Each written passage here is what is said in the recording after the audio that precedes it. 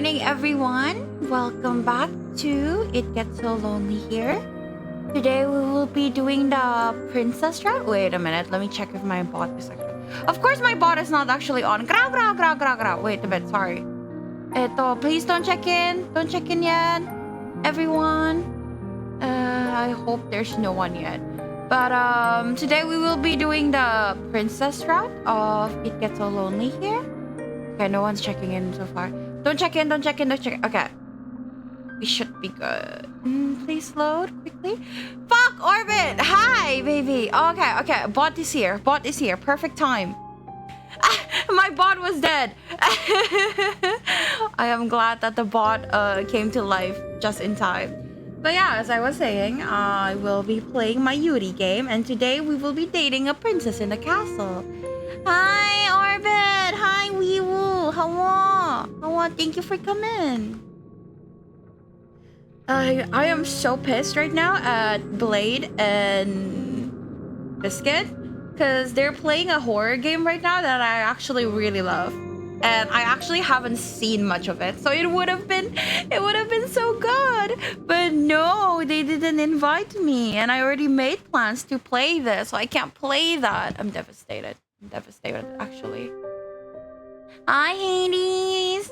Have it on my wish list. Which one? This game or what they're playing? What game?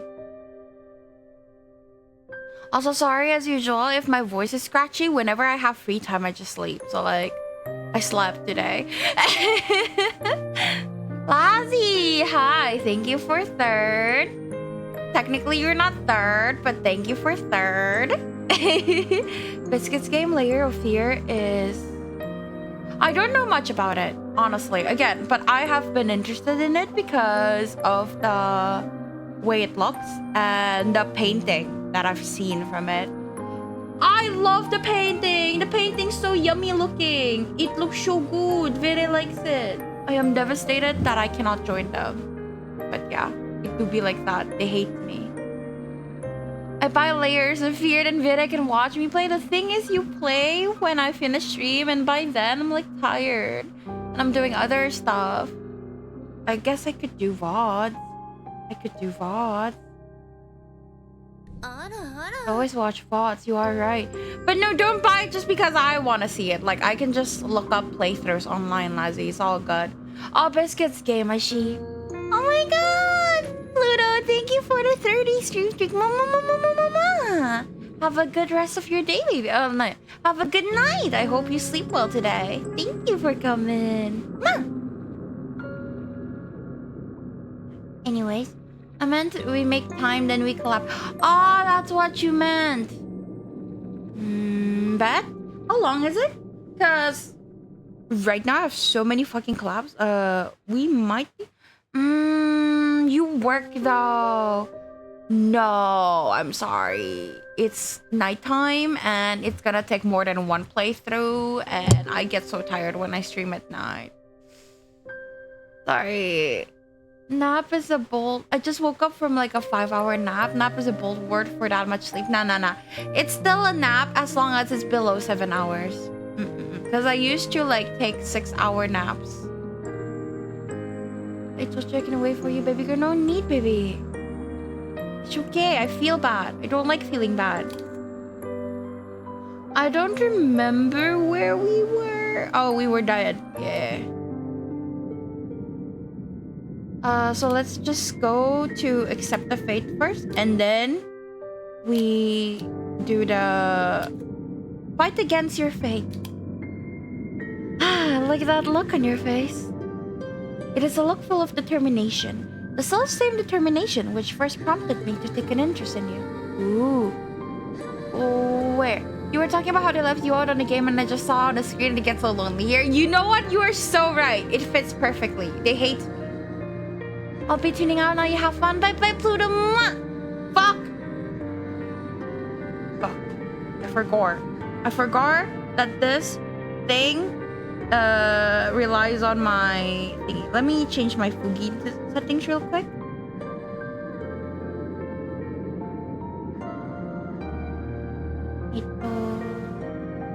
No, this one.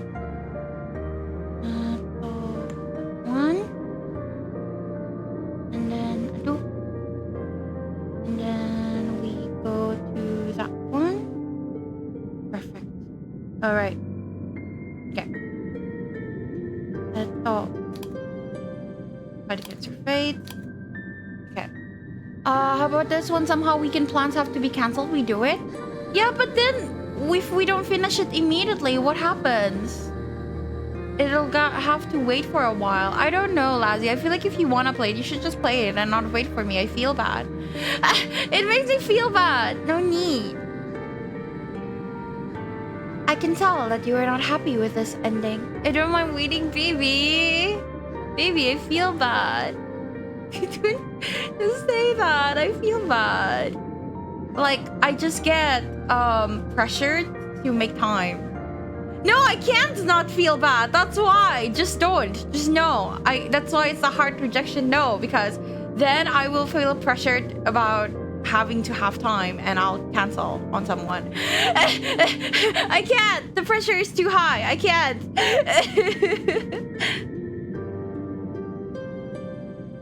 You did not come all this way after all to drown. It is quite the indecorous demise, regardless of how many fine stones and shells the mermaid means to twine through your hair after you're dead. Don't do that? Yeah, that's why I said we can't. We can't. It's not meant to be, Lazzy. It's okay. I'll just watch like a playthrough on YouTube. I don't have to play it. It's chill. If you wish to carve out a new story for yourself, then I would be only too happy to indulge you. Hi, Malfoy! Hi, how you doing today? Just try not to get on the bad side. Or, good side of any homicidal naiads at this time. The drowning of fair maidens is something of a cliché. Your fate is once again in your hands. Now I wonder, which path will you take? Look at the castle! So, you want to go to the castle? Sin! Hello, good morning! How you doing? Thank you for checking in. Doing well. How about you? Very doing good. I just took a half an hour nap after smoking some sausages without a smoker. So now my whole house smells like smoke. But other than that, I'm doing good. Okay, that's good. Yeah, I hope you have a great day today, Sid. Good idea. All decent fairy tales tend to conclude in castles once their beleaguered, put upon heroines are finally able to wed the handsome princess they once dreamed of. You just woke up? Thank you for coming despite just waking up. That's only a little bit of sleep. Did you sleep enough? Because I know at 3 a.m. my time, you're still streaming. At least according to your Discord message. So, did you sleep enough? I feel pressure in your collab world is good. No one to make it happen. He knows he would be too powerful. You're just... I feel bad. Now I feel bad. We'll see, Lazzy. Why bother trying your luck with the shore, which may very well be deserted, or the village, which will be full of dirty, barefooted peasants? No, you're definitely not fun if you say it like that, Lazzy. You don't have a smoker? You have a smoker randomly, Mathbar? Oh. Shit, let me use yours. I'm just being a drama queen? Nah, too late now. Vera already feels bad. This is all your fault. If Vera is tired and overworked from too many collabs, this will be your fault, Lazzy. Now we need to make it happen.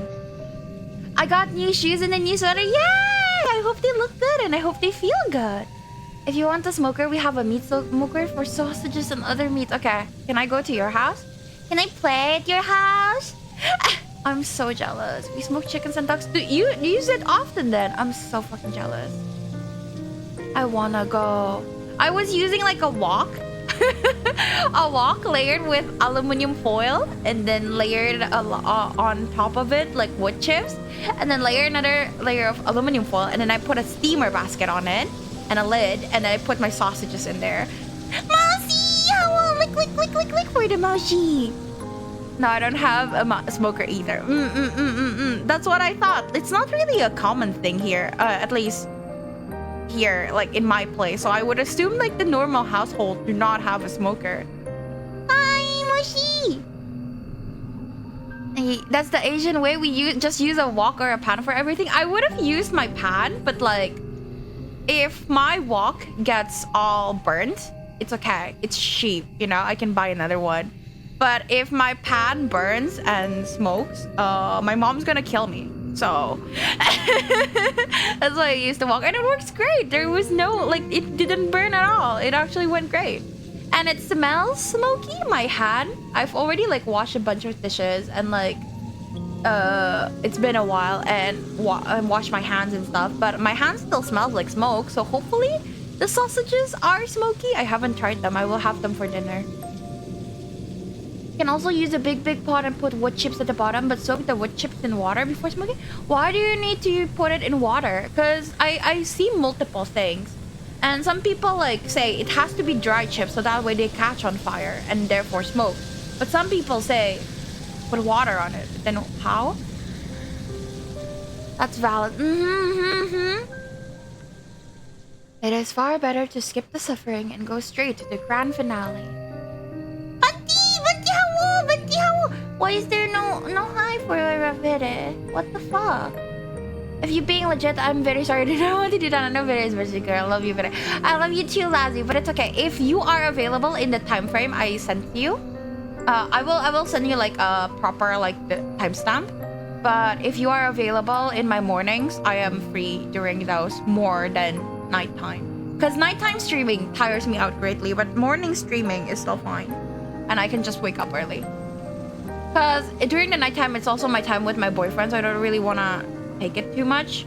Like, I don't really enjoy nighttime collabs, prolonged nighttime collabs, because it takes my time from my boyfriend, and I feel bad. He works hard. At the least I could do is accompany him. We use water, so steam smoke them? Huh? Do you have like a video on YouTube or something that I could follow? Thank you for the fuck me! Thank you for the 55 streams, Bunty!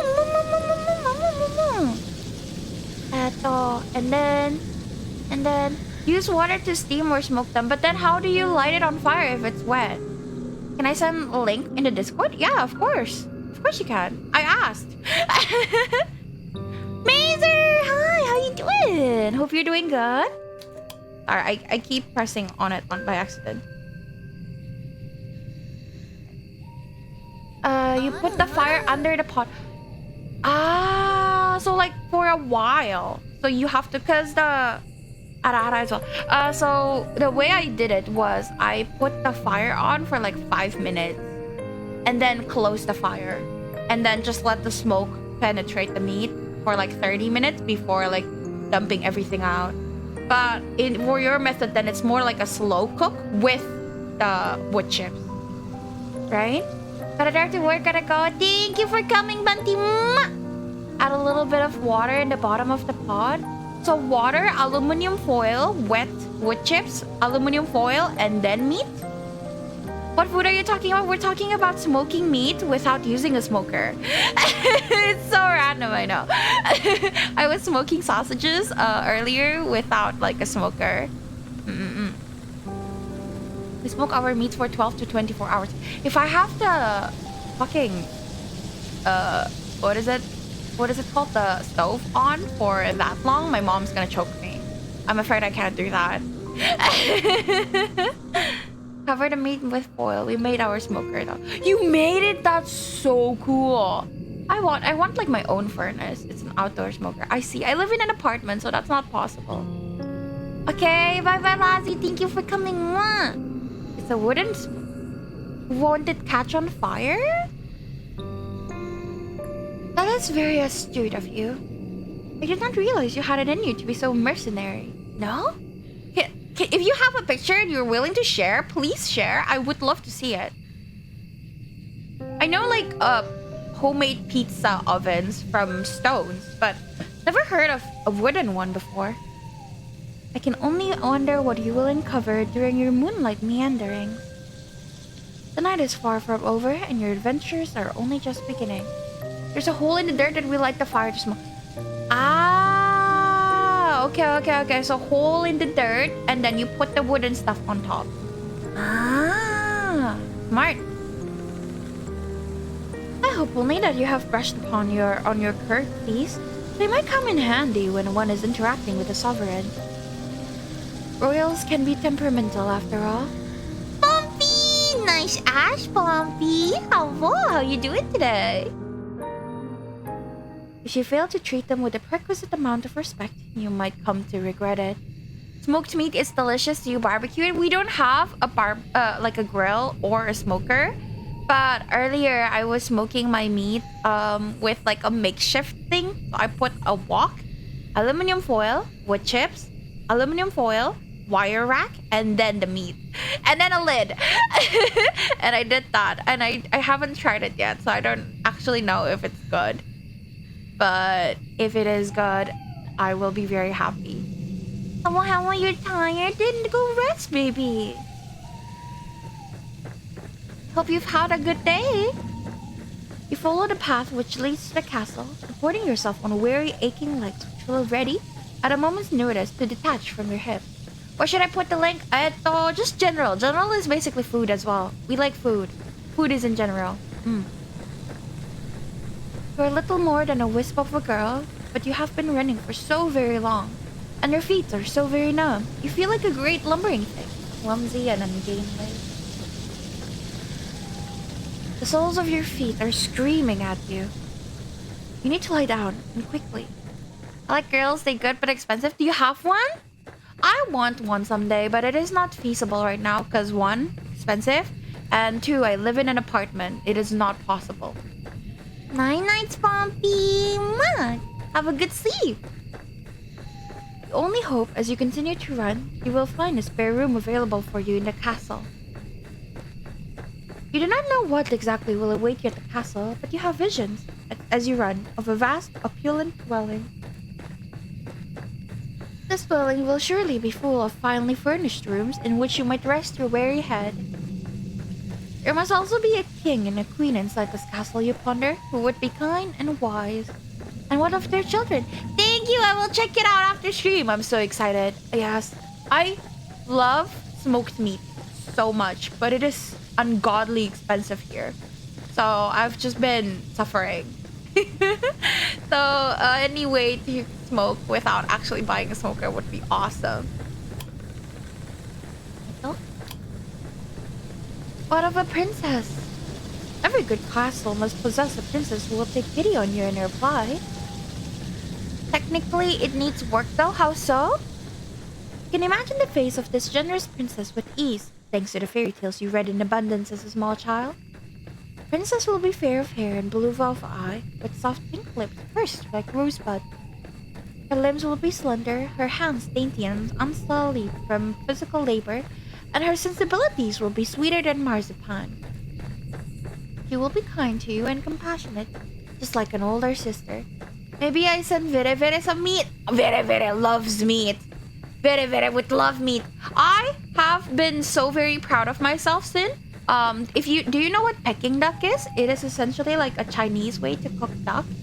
I do not cook it that way. Like, you need like a fucking bicycle pump in order to like make sure the skin separates from the duck and make it crispy. I do not do that. Fuck that. And then you have to like leave it uncovered in the fridge so that the skin crisps up. I do not do that. Fuck that. It's too much work, and I don't have like a separate meat fridge. I'm not doing. You love Peking duck? Yeah, I can make Peking duck in the air fryer. The skin will not be as crispy, but it is yummy and it is juicy, and I eat the whole duck by myself. It is like a cheat meal, and like if I feel like I deserve a treat, I would buy a whole duck and cook it by myself for Peking duck, and then eat the whole thing with a lot of rice. Hi, have fun. Good luck with chores. Thank you, baby. Mama. Grill is old, just needs some touch up, but it isn't usable right now. Shame. I hope you get to use it soon. Having a grill is nice, but yeah, it is a lot of upkeep. Like charcoal, and then you have to clean it and shit. That sounds like a lot of work. You do not know what older sisters are like though, or younger sisters for that matter. You're only guessing. You're not a complete fool, however, despite your tendency to daydream, and you do have a few reservations. Monarchs do not, as you know from voracious reading, have the best track record when it comes to caring for the peasantry. Hi, Tai. How you doing? Was that not a very famous queen who once said, with a cavalier wave of her hand, that the hungry peasants in her kingdom should content themselves with cake if bread was not an option? Hi, Hazy baby. How you doing? I think that this might be a misquote, but the point still stands. The royals are supposed to grant their subjects succor in their time of need. This does not always happen. It's good, and you can use it to smoke meat if it's usable condition. One of my favorite is brisket. I have heard so much about brisket. It's like the meat that you smoke for so long that the meat falls apart, right? It's like pulled pork, right? I don't like pulled meat, so I am very curious about why brisket is so good. I am very, very curious, but we don't really have those here. And I generally tend to avoid cooking things I don't know the taste of, because I wouldn't know how to make it properly. Hi, baby Hazy. Thank you for the check-in, Hazy and Tai. Kings and queens and princesses and princes are just people at the end of the day, and they are subject to the same caprices that all humans are. Better to taste it in restaurants first, I guess. Yes, that is exactly what I think. Like, I need to know how it tastes first before I try to make it, because then I don't know if I fuck it up or not. There's different types of brisket. Not all is like pulled pork. Oh, really? I didn't. All the briskets I see are like when people like put their hands on it and like tear it and like look how soft it is, and then they just break it apart. That's all the brisket videos I have seen. They can also be careless and selfish and inconsiderate. There's no guarantee that this mystical princess of your imagination will help you. Why, there is no guarantee that this mythical princess exists at all. It's a cut of certain location. I heard that butchers in different areas cut meat differently. So if you have a brisket cut, for example, I might not have a brisket cut, and it might be like combined with another cut. So I don't know. Still, you must try. Because like my brother who lives in another country, he says that the meat there tastes bloodier. So the way they butcher things and cut things are different, because he gets so confused. Brisket is cow breast cut. I don't know where that is. In France? No. In the back? No, I don't know. No. Belly? No, I'm confused. Well, you must try. A sweet summer child, not only does this mythical princess exist, but she'll murder you out of love. Yuppie, murder!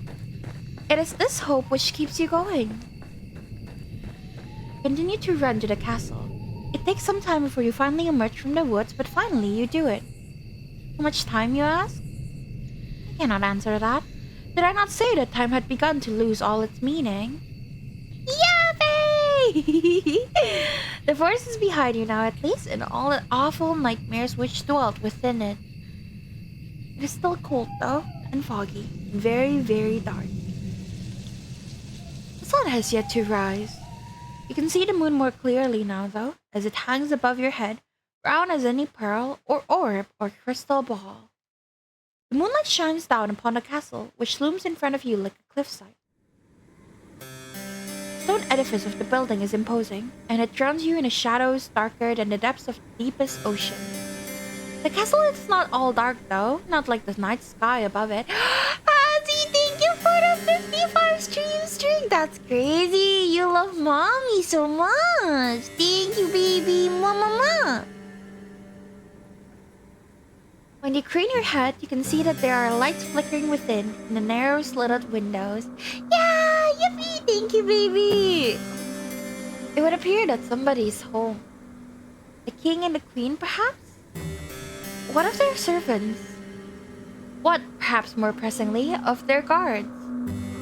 You half expect as you stand there that armored knights will accost you for daring to approach the castle of King and Queen so-and-so. You do not know your place, foolish peasant girl with the dirty skirt. Be gone with you. You're not, of course, a peasant. Your family is a wealthy one. Or rather, they were. Before your father made a series of poor financial decisions. You do not look like a young lady right now, though, with your dirty face and your dirty skirt, which is torn at the hem. Elfather, Elfather. If any guards were to take you for a vagrant, it would not be surprising.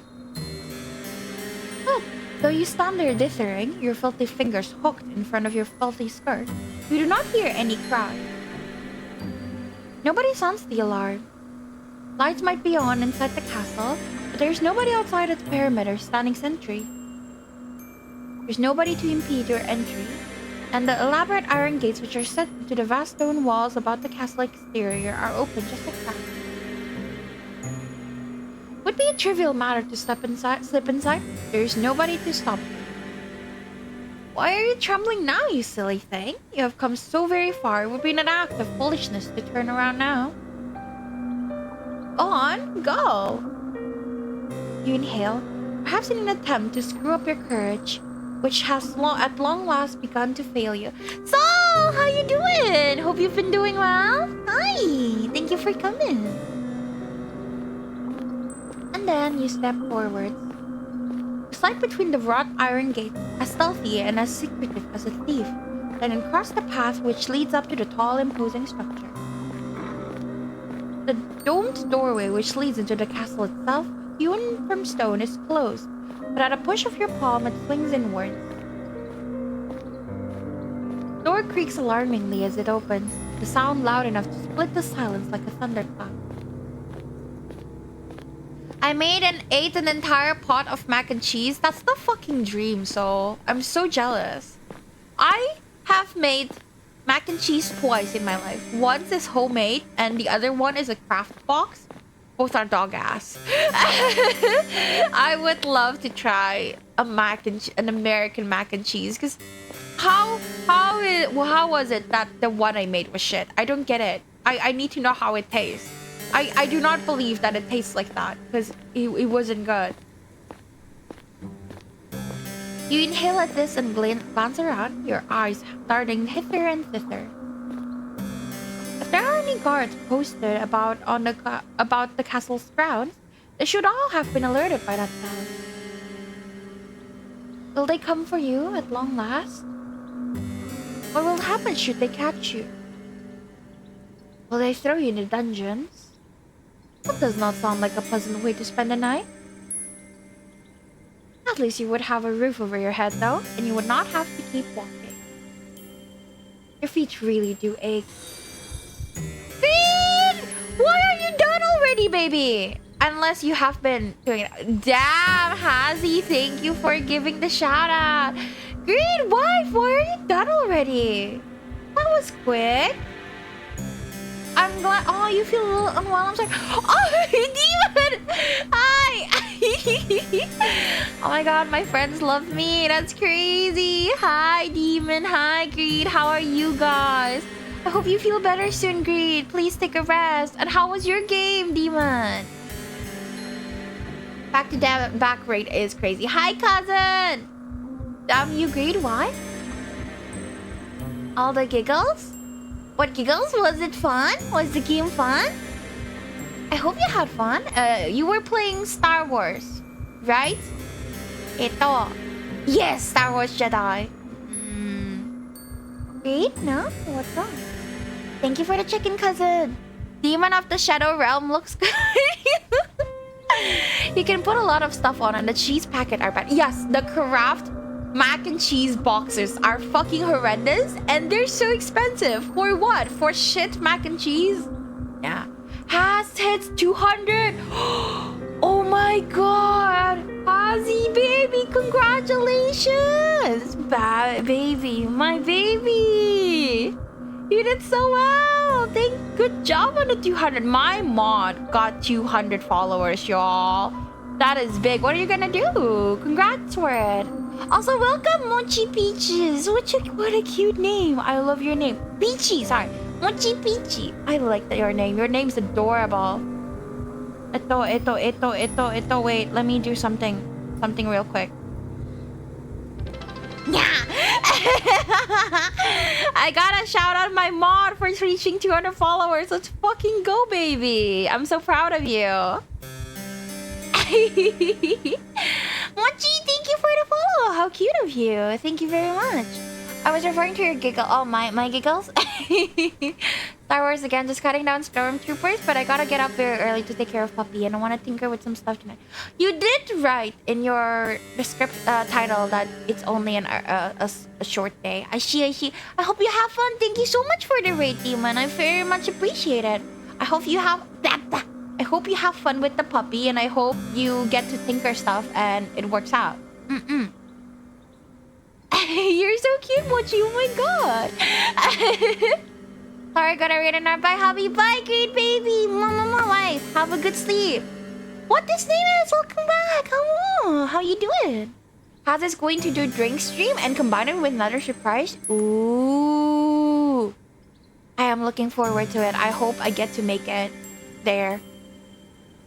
Demons of the Shadow Realm was created by the same person who created Full Metal Alchemist. I think you mentioned this, yeah? It's the anime? Hit 300 by the end of this week. Let's fucking go, Hazy! Hit 300! That would be awesome. But yes, hi everyone. Hi Raiders. I am Vere. I am currently playing a Yuri game on... Yuri Yandere game. Fuck, I forgot to put Yandere in my tags. But it is a Yuri Yandere game where you are a girl lost in the woods and you are trying to get the fuck out. And in between those, you meet girls. And the girls love you, but they want to kill you. Yay! And right now we're on the last route before like the final ending. Yes, Dark Yandere Yuri game. Thank you, Tai. Yeah. You stand there for an indeterminable amount of time, your heart pounding a panicked, irregular rhythm in the base of your throat. Hit 300, Hazy, baby! You got this! But no matter how much time elapses, no guards came. You're thankful for your good luck, though. It does make you wonder. Where's everybody? Why, it's almost as if all the people in the world have disappeared. Yandere is terrifying, just like several tsunderes. I don't like the tsunderes that hit you, because if that was a guy doing that, people wouldn't be as okay with it, you know?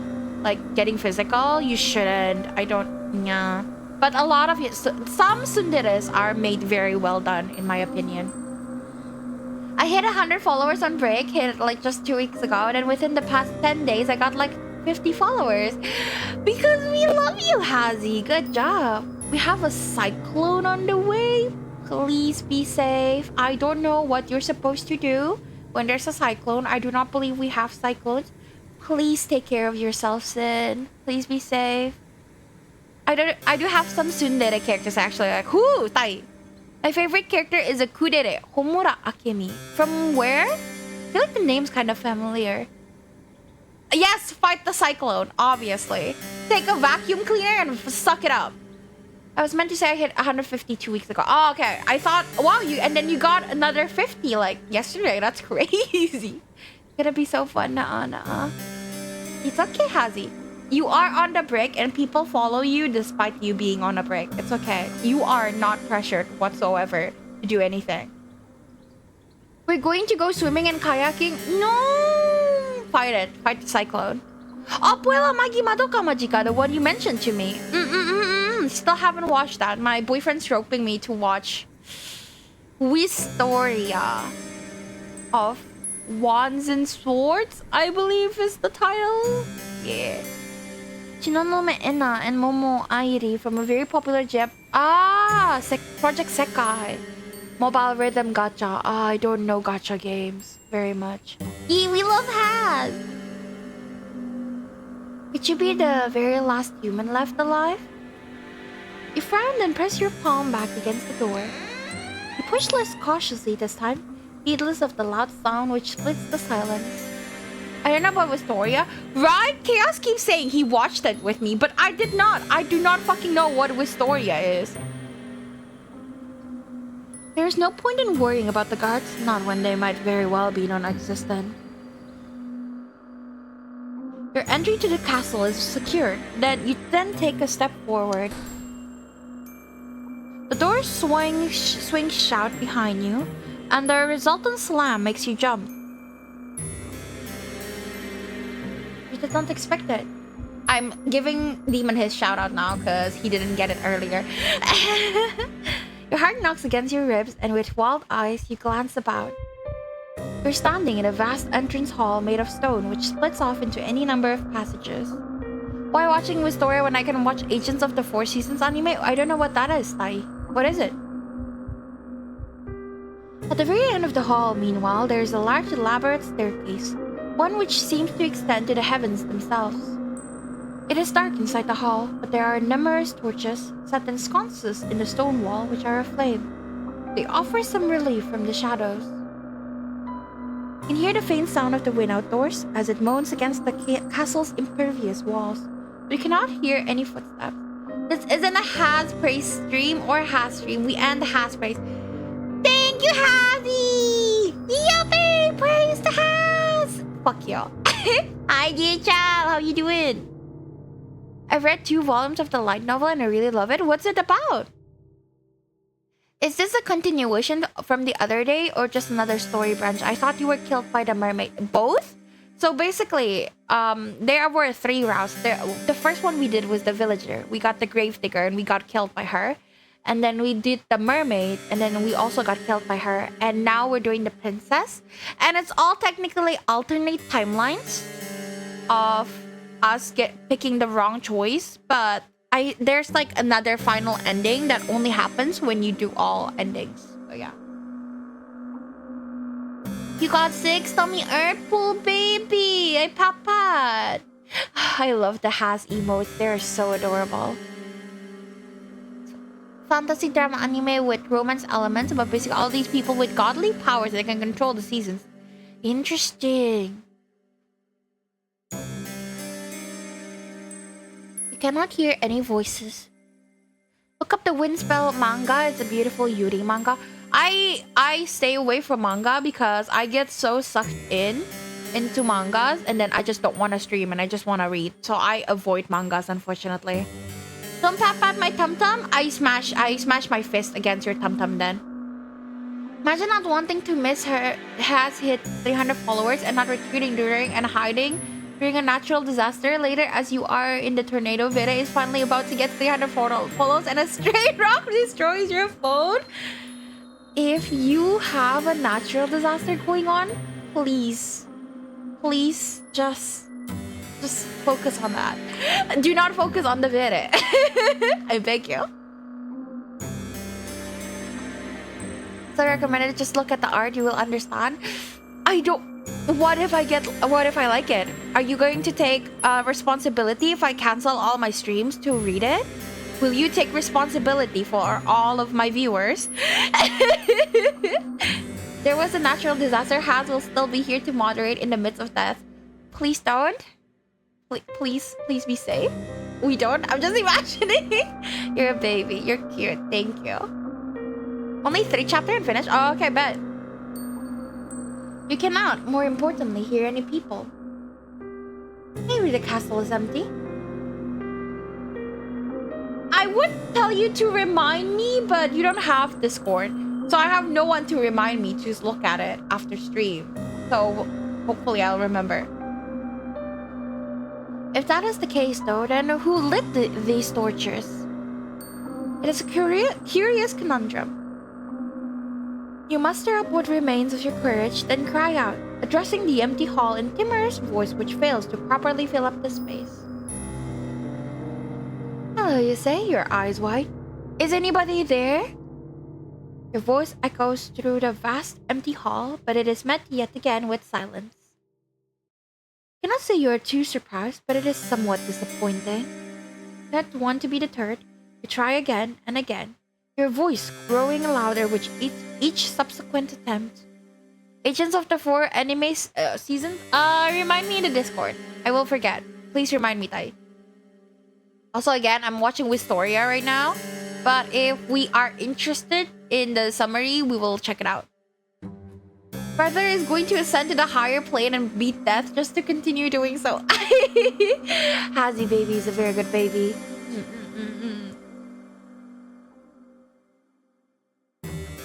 That wants to be... No matter how loud your voice, however, it fails to reach any ears. Thank you, Hazy. Yes, thank you, Tai. Risa! Holy shit, I'm getting all the raids today. Hi! Hazy, you're fast. I just grabbed my phone. Thank you, baby. Hi! How are you? How was it? Sorry I couldn't stay. Fell asleep. How was it? How was Final Fantasy? Thank you for the raid, everyone. How warm welcome. I am currently playing a Dark Fantasy Yuri game. Hi, Demon. Dark Fantasy Yuri game about a girl who is running through a forest and then she has to choose where to go. And so far, we keep dying in every round. So it's great. I got up to my last raid. It was good, but I got tired and hungry. I hope you get to eat soon, Risa. Thank you for coming. Thank you for coming. If anybody is here, they do not seem to be particularly sociable. Nom popcorn. Very loves popcorn. I haven't had popcorn in so long. Night Mazer, thank you for coming. That, or perhaps they simply cannot hear you. Could they be in another room? Yes, that must be it. You will never find that pretty fairy tale princess of your imagination if you stand idle, you know? It is time to get to work. Put those legs of yours to good use. Not knowing what else to do, is there anything else you can do? You begin to explore. My brother makes his own popcorn just by following recipes. You can make it with it. Send me links on the recipe. I do not have a popcorn maker, so if it's a recipe on how to make a popcorn without popcorn maker, send it please. Have a great day, Vera. Have a great name. Thank you for coming. I Vera. That's unfair, Isa. I Vera am the beautiful, and I enjoy playing games with all of you, especially Risa, because she's so cute and adorable, and I love Risa very, very, very much, and she's the goodest kitty I ever know. Thank you, Risa. We don't have a popcorn maker, we just use a pot. I'll show you the pictures later. Okay, but send me the recipe links, please. Thank you for redeeming that, Risa. I wanted to use it at least once and I was like, what do I do? You're cute. I heard popcorn? Apparently Math Bar's brother can make popcorn without the popcorn maker, and they're going to send pictures. I assume in the Discord. We are looking forward to it, and if you don't send it, I will cry. So please do. Risa ate the popcorn already. Okay. Everyone, salty popcorn or caramel popcorn? Butter popcorn or caramel? This is very important. Please say. I use pots? How the fuck do you use pots? I've never tried it before. Salty and butter. Okay, I see.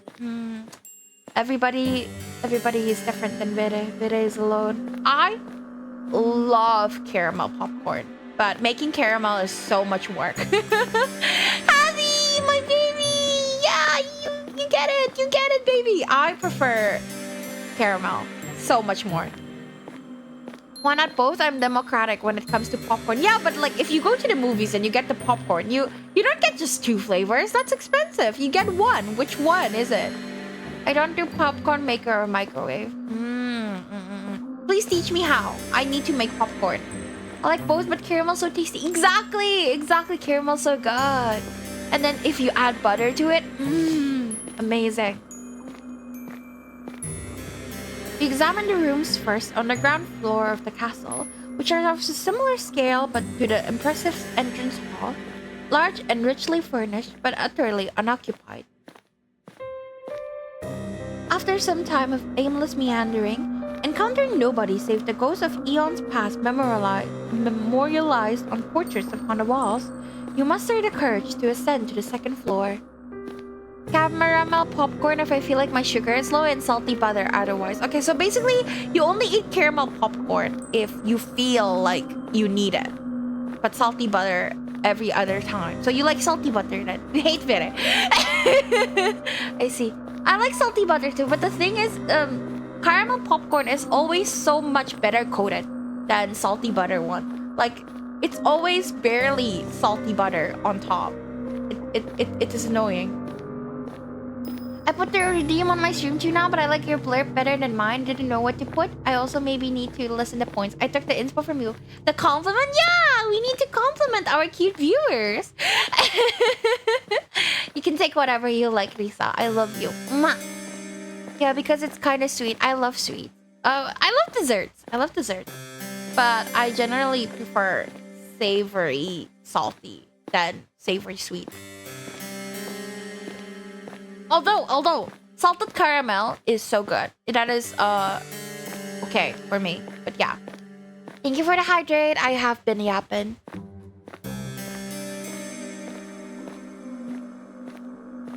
This floor too you examine, wandering through a seemingly endless series of hallways until at long last you find a door which is ajar. One thing about me is that I don't really have a sweet tooth. I'm okay when it comes to ice creams, popcorns, cakes, pastries. I like all of them, but I just like them, not love them. Devastating, math bar. You don't crave them then? That's crazy. From between the crack in the door and the jamb, you can see flickering light. Irregular, yes, but it is light nonetheless. Could it be from a fireplace? I would suggest then that this room is sorry! That this room is occupied, unlike all the others. Perhaps the kindly princess you dreamed of will be waiting you in this room. It is with a trembling hand that you press your palm against the door.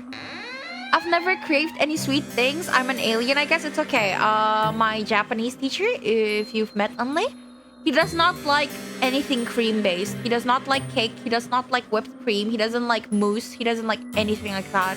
He doesn't like ice cream. Yeah, it's okay. People can like what they like, even if they're wrong.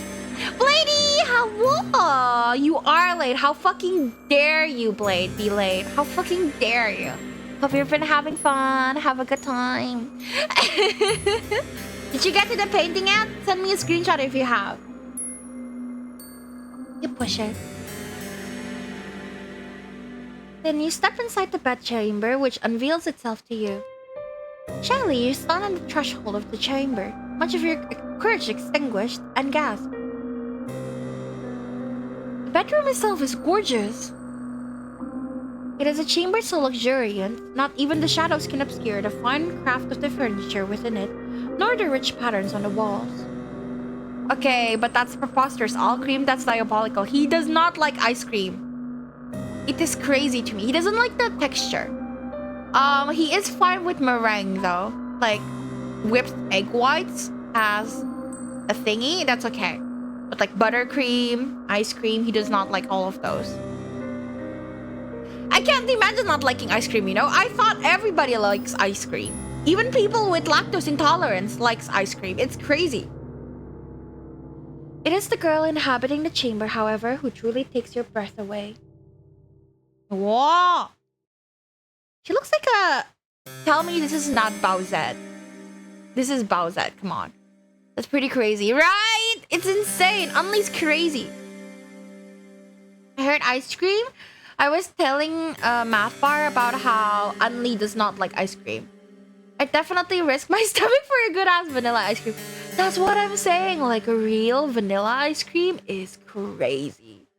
I'm lactose debuffed. I like ice cream. Exactly. That's what I'm saying. And he doesn't like ice cream. I was so devastated when I heard it. He doesn't like whipped cream. Whipped cream is still okay. You know, like, you might not like it. You're fine. But ice cream? No fucking yet. Because we keep dying. Hi, Biscuit. Thank you for the check-in, Lisa. Thank you for the like, Biscuit. But do you have any allergies if you don't mind talking about it? Food allergies, no, but my skin's always been sensitive and I get like skin allergies a lot. But no food allergies, luckily.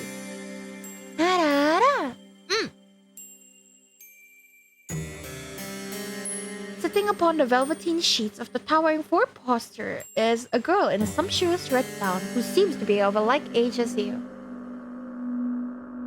You do not have a clear view of the girl's face. Her head is bowed, her gaze directed downward at her lap. Skin allergy? Kind of like sometimes I would like get itchy from soaps or like laundry products or body cream, or sometimes it just randomly starts depending on which time of the month it is, because the hormones keep changing, right? And I think I'm allergic to one of my own hormones, so I get like an allergic reaction once a month. So yeah, I don't know. How do you deal with them? Suffer. That's it. I just scratch at them until they bleed.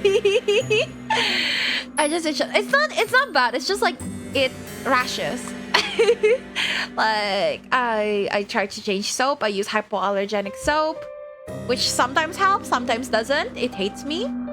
Change my soap, change things. But yeah, it do be like that.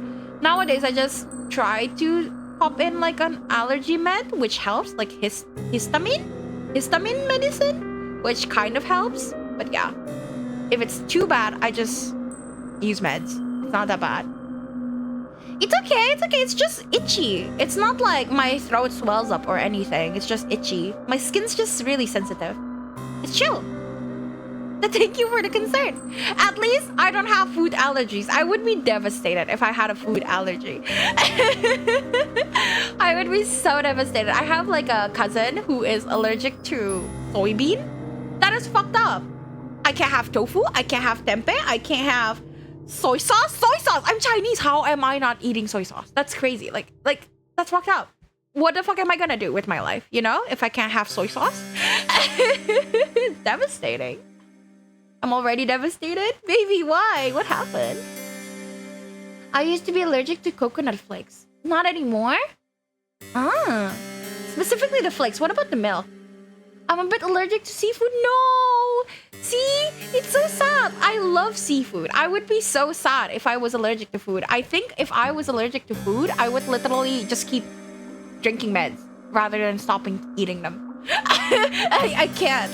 Like, if I'm allergic to eggs, I'm gonna fucking cry right there. My cousin is allergic to eggs.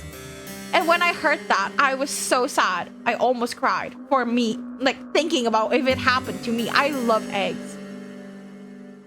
I drank coconut water before and was okay. I think it might have been how they process. Yeah, that's the thing. You never know if you're allergic to the thing itself or like how they're processed. Exactly. It's so damn itchy in my mouth and I hate it, but I love other seafood so bad. My poor cousin, my baby. Is it like all seafood or just specific ones? Your skin is as sensitive as your heart, maybe. A Chinese allergic to soy sauce is just sad, bro. Right. That's what I'm saying. I can't be allergic to soy sauce. I can't. That's not allowed. Or like seafood. I won't have oyster sauce. What the fuck am I gonna cook my food with if not soy sauce and oyster sauce? You know? Or shrimp. I can't eat dim sum anymore. What the fuck am I gonna do with my life? I take skin allergy, like the one I have, any day rather than food allergies. I like food too much. Specific ones, shelled seafood. My favorite type of seafood is what I'm allergic to. Poor baby. Not even shrimp. Oh, that's devastating. Baby, I'm so sorry. Pat. I hope, you know, like some people outgrow their allergy. I hope you outgrow yours as well.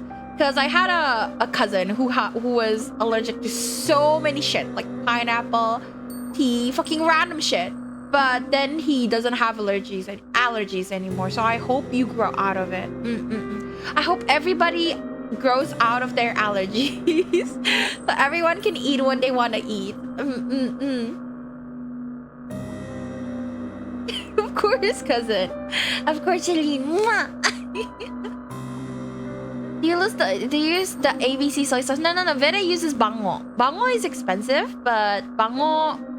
Wow, this is like a brand deal. it's. I think the taste is thicker, and you use less of it for more yield. You know, like it's more expensive, but you only need to use a little bit.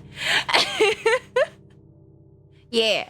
Oh, but we've always been using bango, so I don't know if Abe is that good or not. I've never used it. It's just been bango all my life. But yeah. It's like a brand deal. Wish I got paid for this. You can tell from her hair, however, and from her slender calves, which protrude from beneath the hem of her dress, that she's very pretty. I like how she's just looking at the calves. Why? Why are you looking at her calves? I still eat it anyway. Allergies are our brains gaslighting us to not eat it. It's an illusion. That's what I'm saying. I was slightly lactose intolerant. I got like a pasteurized farm milk and my stomach hurt after it. And do you know what I did? I chugged 2 more liters of milk that day. And the next day I chugged another liter. So I just toughed it out and it's gone now. Nothing can stop me. I am more stubborn than my own brain. For lactose intolerant, I believe if you just keep forcing yourself, you can consume it. I believe. I've watched videos on it. I believe for lactose intolerance, it is fixable. If you are willing to put in the effort of your stomach hurting. Bango. You don't have bango. It's like it's the green one with like the crane on it.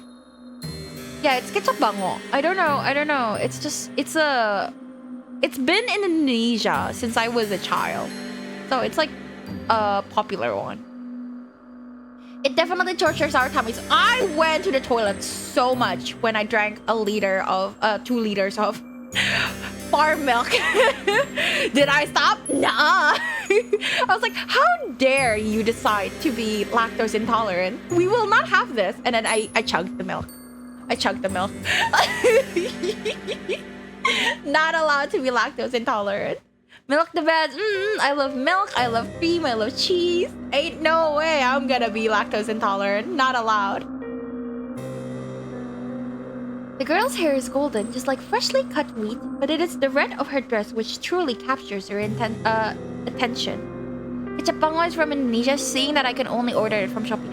You use Shopee too! I use Shopee too. Shopee is the cheapest. I order most things from there. She is so striking, you cannot look away from her. You have Shopee too, Celine? That's crazy. Yo, girl, let's go. It is so cheap. I even get meat there. I even get meat from Shopee. They send same day deliveries and instant deliveries for free. We love the orange shop. It is so cheap. I need it. What the fuck is this? Oh, it's a baby. Oh. I mean, cool. Babies scare me though. The girl is not alone in her chamber either. She has a companion, though this companion is not half so endearing as she. Oh, it's a fucking doll. I hate dolls. I fucking knew it was scary. I hate dolls. In her lap, perched upon her velvet skirt, is a doll. I've ordered lots of stuff from Shopee. I've ordered stuff from Indonesia too. What did you order? Oh my god. Thank you for supporting my country, I think. Yes, I love Shopee. Meat is so cheap in Shopee. And also, I don't know where the fuck am I supposed to get pork unless like I get imported porks, which are crazy expensive. Like I can get those in like supermarkets, but nowhere else sells pork. And with how inflated chicken prices has been, I'd rather get pork, you know? It's like $1 difference and I get pork instead of chicken. So, yeah. Zemi, hi! Welcome! I had a doll that looked almost like that once. I loved it so much until my cousin dropped it. I cried so bad. Did it break? Is it porcelain? That's crazy. The doll's hair, like that of her mistresses, is golden, though much of it is hidden beneath a bonnet. It is porcelain, and you managed to care for it so long. Such a good job, Celine. I'm so sorry your cousin dropped it. That would have sucked. I would have been really upset. Hi, Zemi. The girl is adjusting the china teacup held in the doll's tiny hand, while the rim of the cup glints in the light which exudes from the fireplace. If the girl is of a similar age to you, it seems strange that she would content herself by playing with dolls. You are never too old to play with dolls. I firmly believe in this. Is she not too old for it? This girl would be more at home, you decide, at a ball, wearing an extravagant gown. Speaking with wealthy noblemen, perhaps even princes. She should not be sitting in what you presume is in her bed chamber, adjusting a teacup in a doll's mouth. It was from America and my grandma gave it to me. I only got to keep it for 2 years. I'm so sorry to hear that, Celine. You poor baby. I'm sure your granny knows and the doll knows that you love it very much. That's why I never let people touch my shit. At least breakable shit. It's okay. It's not okay. It's not okay. If someone destroyed my plushies, I will destroy their face. Dere is very possessive.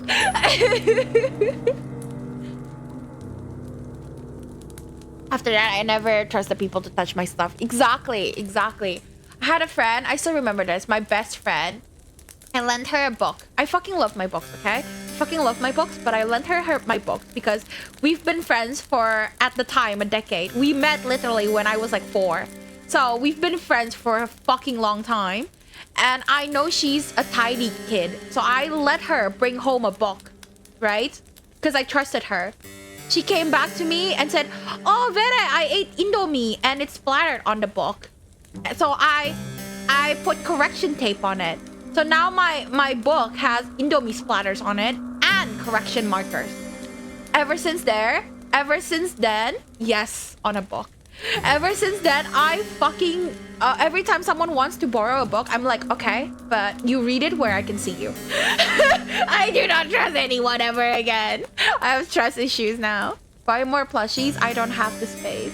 That's so reckless, damn right. Like, it's one thing if you do it with your own book, right? But if you are borrowing someone else's, you should be careful.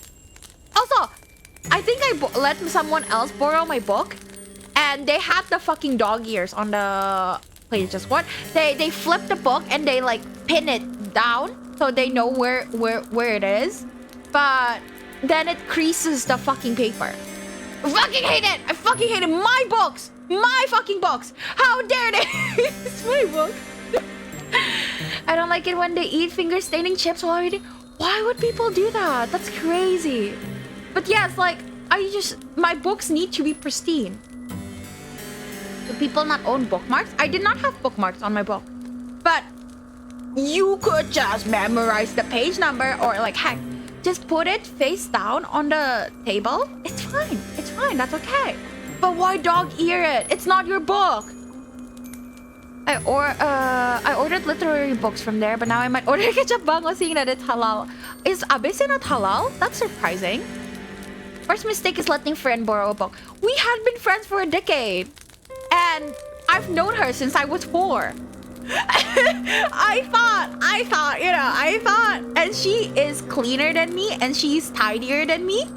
I thought, like surely I could trust her, but no.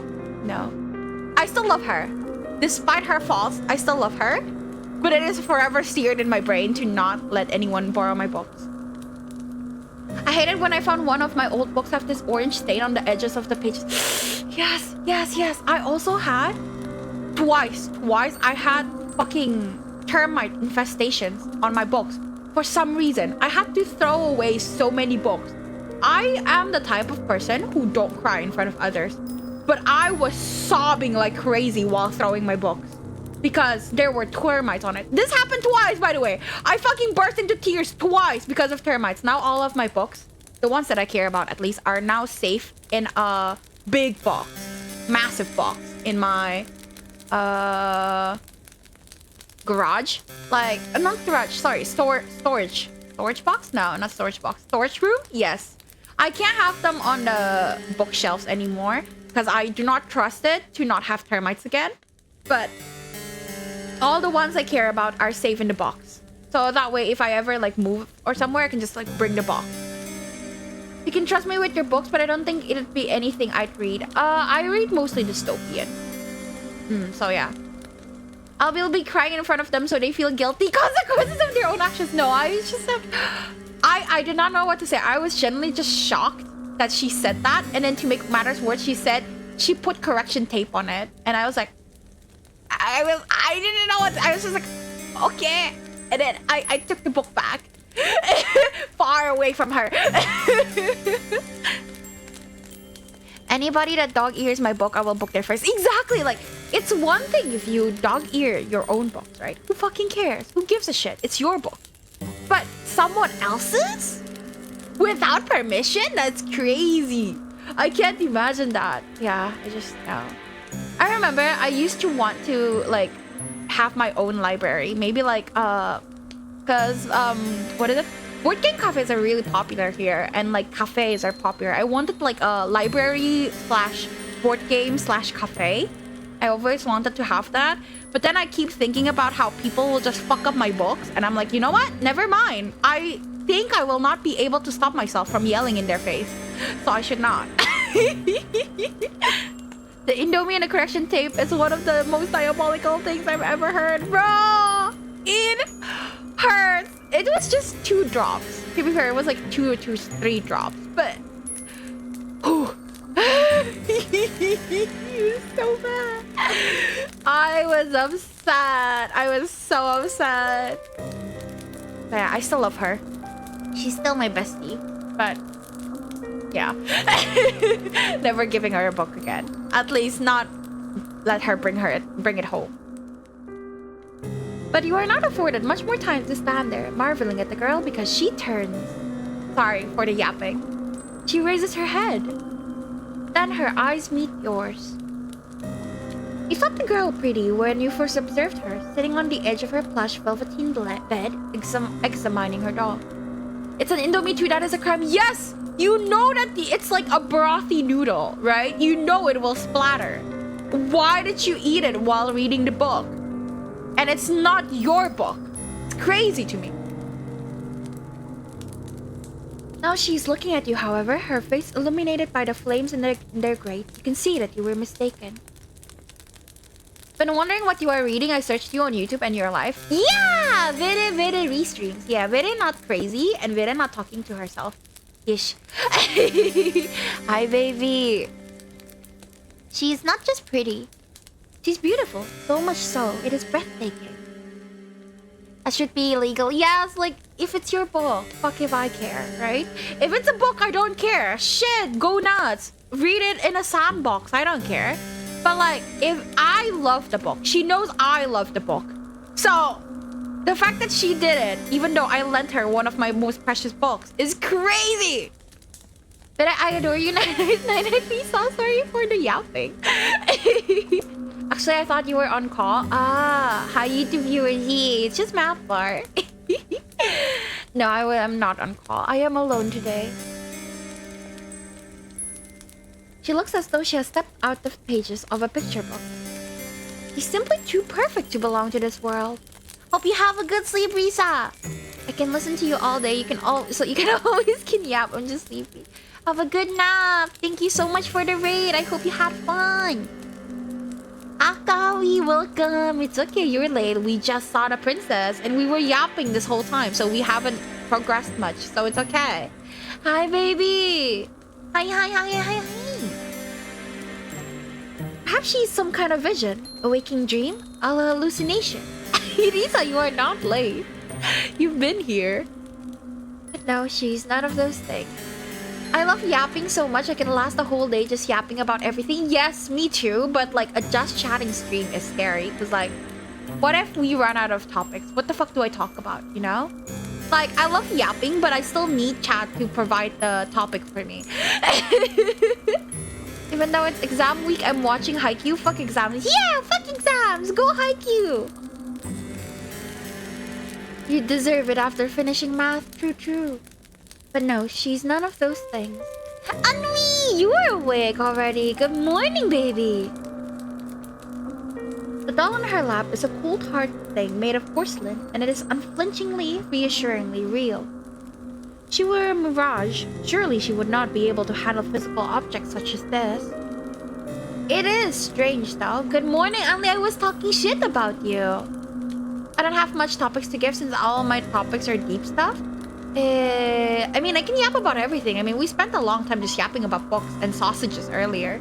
I can talk about anything. We could have a just chatting stream if I ever do like a 300 follower. Maybe? Yeah. A mistake is like a scratch on a young tree. The scar never disappears, and the tree just grows bigger and more mature, and the scar becomes smaller. The correction tape is still diabolical, though. Like, if you left it at Indomie stain, I'm still fine. But like the correction tape, it was like the watery kind too. So it's 3D now. Like there's texture on my book now, you know? And I'm just like, ugh. I'm so pissed. But yeah, I was telling people about how you hate ice cream, Unli.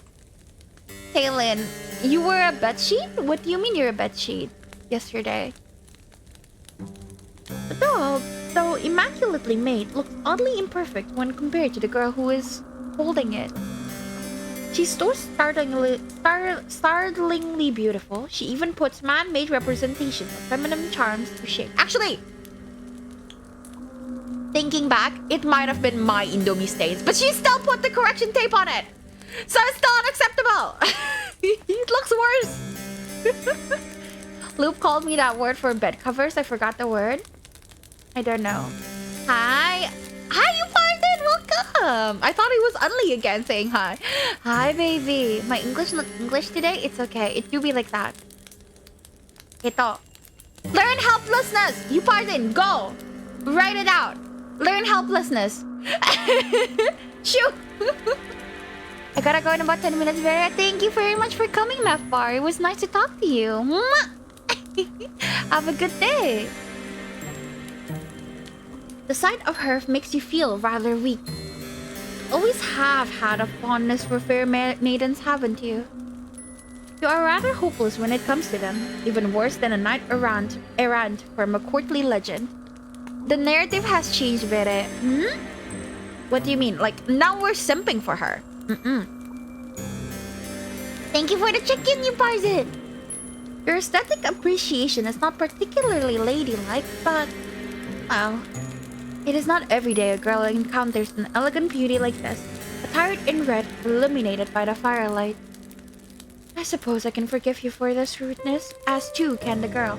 Hey, upper sun is so dumb. I love it. She does not seem to be the type to hold a grudge. Oh, the girl says, in a voice that is surprisingly enough far less refined than her appearance. It is good to see you. I've been waiting. Has she? That is news to you. You blink, perplexed, a response on the tip of your tongue, but you are unable to expel it into the ether. The girl is setting her doll aside. Then she stands, the hem of her dress swishing about her legs. Nimbly like a ballerina, she canvasses the space between you. Her room is so very large that there's quite a lot of space, then takes your hand in her own. Oh, the Indomie stain. No, yeah, but... no, it's so random. Like, I think I remember her saying, by the way, Vera, I saw an Indomie stain here, so I put correction tape on it. Like, yeah, I think that's it. But still, you know, like, I take the Indomie stain over the liquid correction. You know, why did you think I didn't do anything about it? It's because I like it that way. Okay, I like it that way. Why randomly use correction tape on it? You're sure it's okay to rant here? I can, of course, but it may take a good chunk of chat. Okay, then go to Discord. And I will read after stream. Begrudgingly. Do it on Discord. You must, the girl says, her eyes aglow with excitement. Be my new lady's maid. It's been a while, but it's such a relief that you finally arrived. I knew that you would. You never leave me alone, not when you knew how long I was waiting. Oh, I'm so happy. The girl's good mood is contagious. So much so, you find yourself being swept away in it. You're tempted to accept any identity she might press upon you. My girl is a fucking simp. Holy shit. I'm on your side on this issue. Yeah, like, if I see, like, a stain on someone's book, I wouldn't just correction tape it, you know? Like, that's so random. Why would she do that? You have never been a maid before, but you might not mind being this girl's maid. She does not seem like a poor mistress to serve, not if she was always this kind. You cannot mask the confusion, however, which flickers across your face. We're not a good enough actress, and in any case, this is all happening too quickly. Why, you barely noticed, girl. Why is she being so familiar? It is with blind bovine eyes that you examine the girl. Your befuddlement is pronounced enough that even a girl, despite her good mood, notices it. She frowned. Then she says, her fingers sliding away from your own. Or am I mistaken? Are you not my new lady's maid after all? I need to go to the toilet. Actually, I've been yapping so much that I've been just not going. But be right back.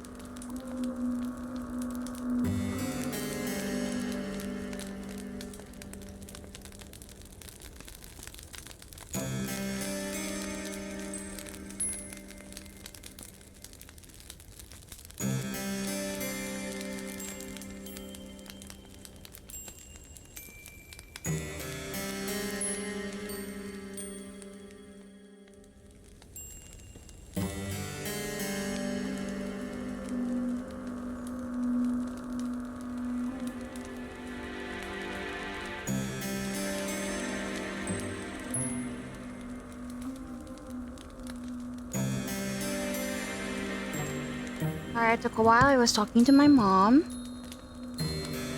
Yeah, I'm back.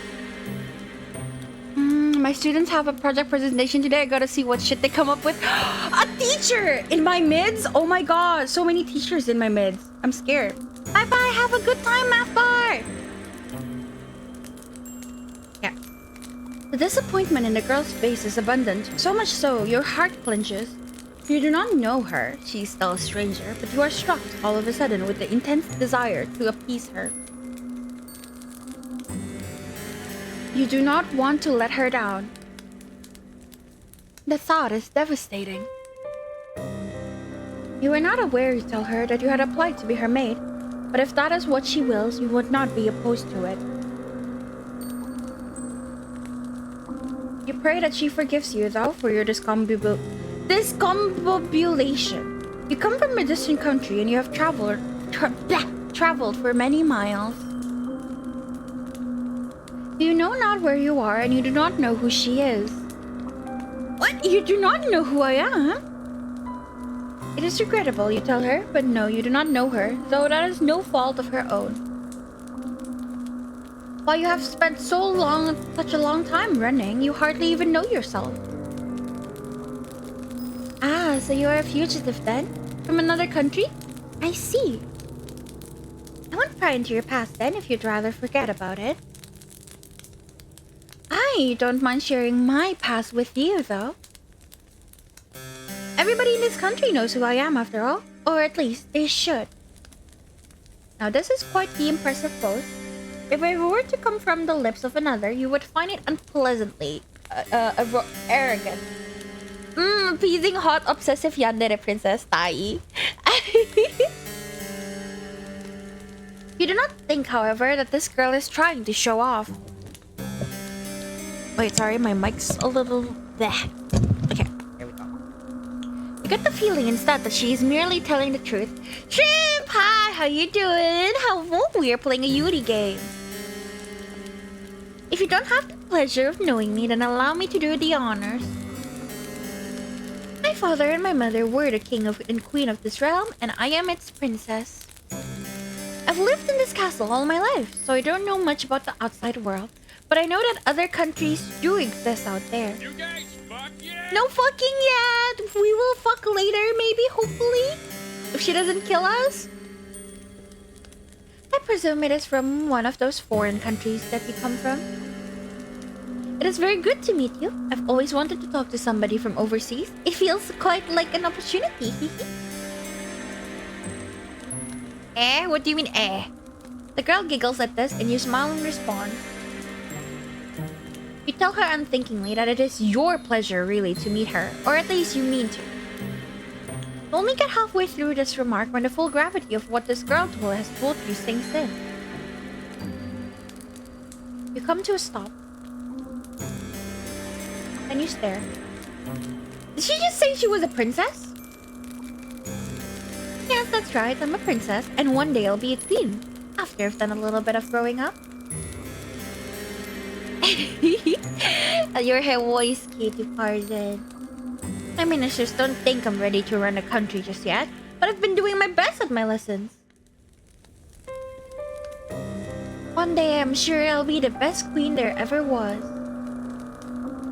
So she really is a princess.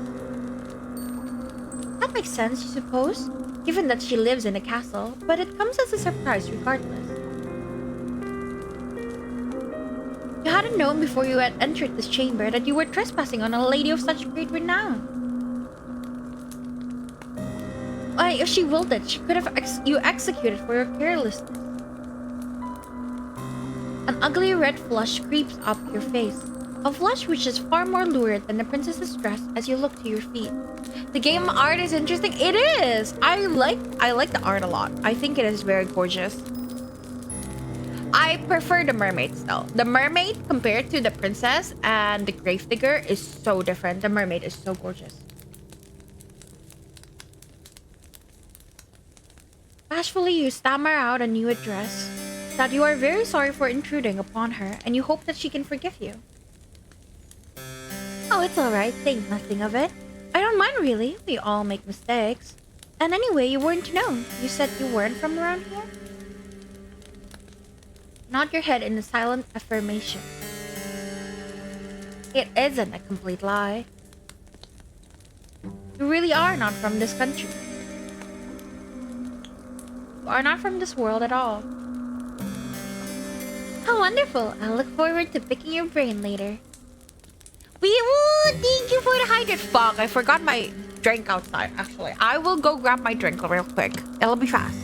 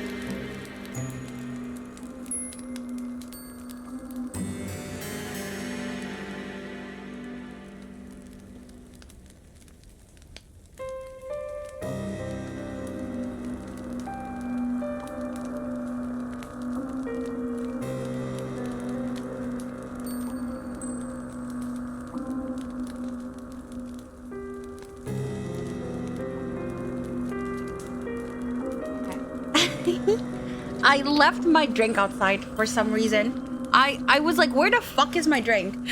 You couldn't find it anywhere, but it's here now. I'm good. Thank you. All of my servants come from the nearby village. Their tales are all the same, and so are their superstitions. Superstitions, huh? I could do with the breath of fresh air. And last lady's maid told me I was too impetuous, but I don't think there's anything wrong with wanting a bit of adventure. Gotta stay hydrated since you're reading everything. Thank you, Mwah! Not that I have been ever afforded much of that. I've been shut up in here for so long, I hardly ever get the chance to talk to other girls my age. My last lady's maid was older than me, and so was the one before her, and the one before her. Some of the princess's fair mood seems to dissipate as she speaks, her expression turning by degrees into something rather more pensive. I haven't seen any of my old lady's maids in a while, or any of the other servants for that matter. They've all disappeared. Now that is quite curious. How could a whole household full of servants simply just disappear? That I don't know. This castle was full of servants once. My lady's maid, and my undermaid, and my scullery maid, and my housekeeper, and my cooks, and a large retinue of retainers. They've all gone now, though. I think my ministers must have sent them away. I don't know why they would have done that, though. They didn't explain that to me. But then again, they never explain anything to me. They still treat me like a little girl. It is so tiring. She said that her ministers sent her servants away? What of her parents, the king and the queen? Would they not be the ultimate authorities in the castle hierarchy? They would, yes, if they were alive, but they're not. They died a long time ago. I was raised for most of my life by my servants. Oh, you answered, then you flush. You hadn't known. It's alright, you don't need to apologize. I'm just happy I have you now. I was getting sick and tired of only having my dolls to speak to. They aren't the best conversational partners. Can imagine so, yes. doubt any doll, even one made by a talented artisan, with an intelligent face indistinguishable from a human's, would be very good at answering back. Oh no, they're hard. They're hopeless at it, really. They're so stony-lipped. I have no idea how much of a relief it is to see you. This castle is so big.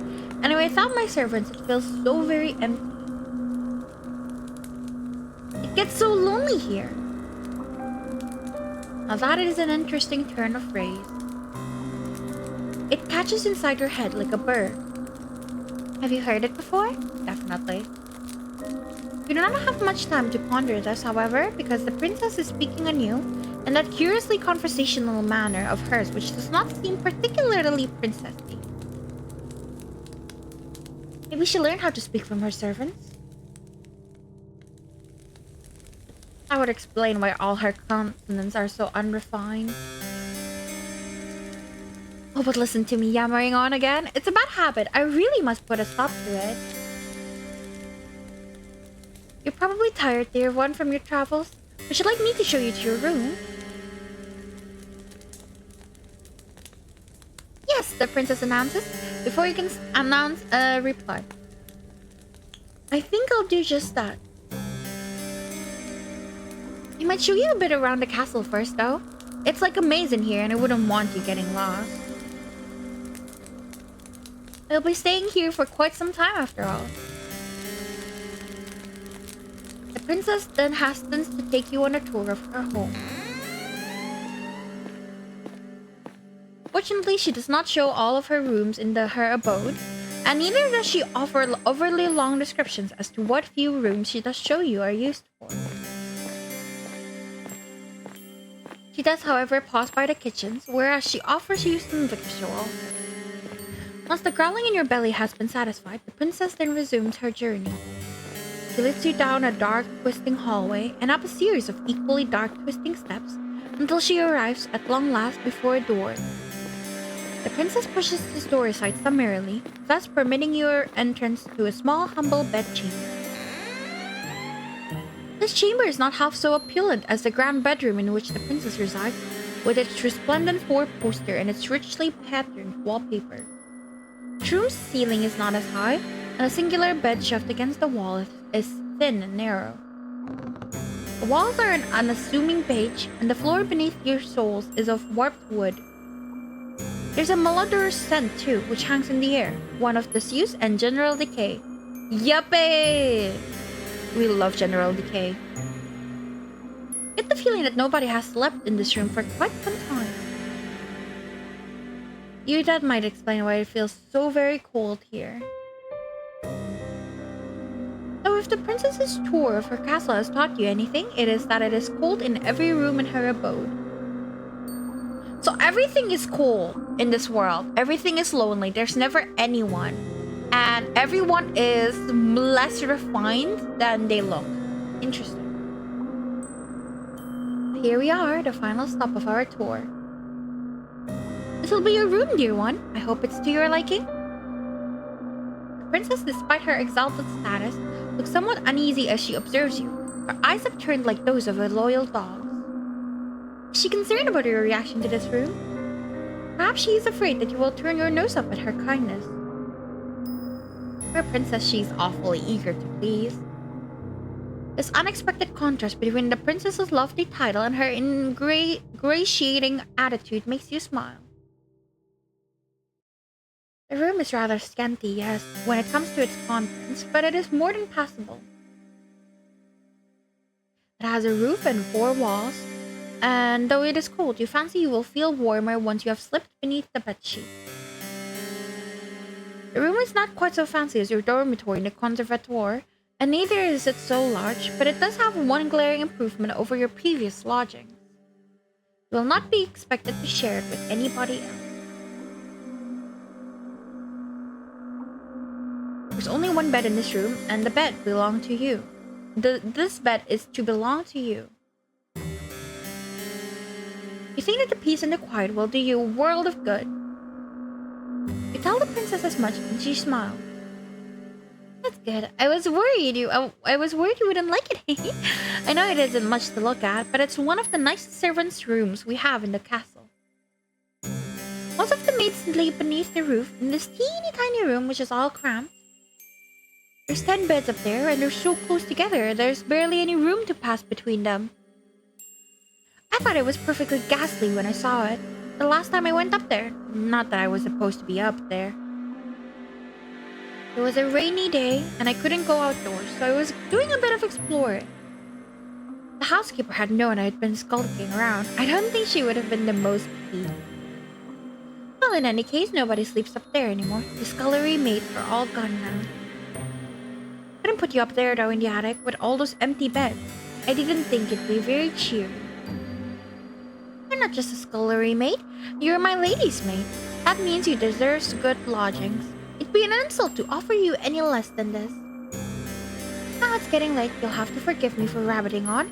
I've heard it's something I tend to do. It's a bad habit, one that is unbecoming for a lady. Housekeepers warned me enough times. You reassure the princess to the contrary, smiling as you do so. You do not mind if she talks too much. That is better than not talking to her at all. Her affable nature makes it easier to spend time with her. Manners be damned. You were always scolded, too, back in the conservatoire for your behavior. You know full well how aggravating it can be to be upbraided, not for any particular misdemeanor, but for being yourself.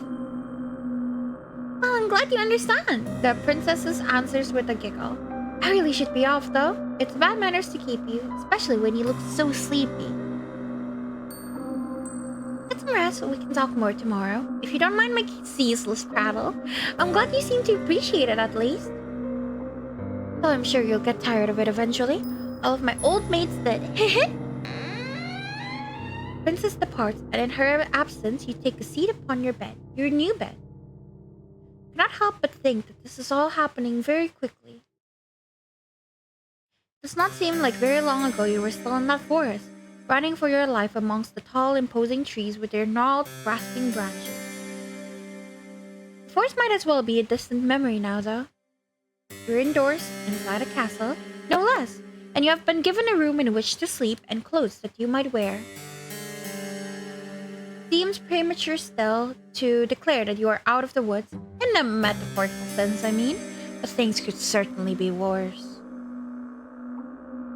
Force yourself to stand on legs which feel too weary to support you, and change into the night clothes hanging in the wardrobe. The night clothes do not fit you perfectly, but you are too tired to care about that. You're too tired to care about much of everything. You retreat to the bed and slide beneath its sheets. Then you let your eyelids fall shut. You exhale. And lulled by the breeze which blows outdoors, you fall asleep.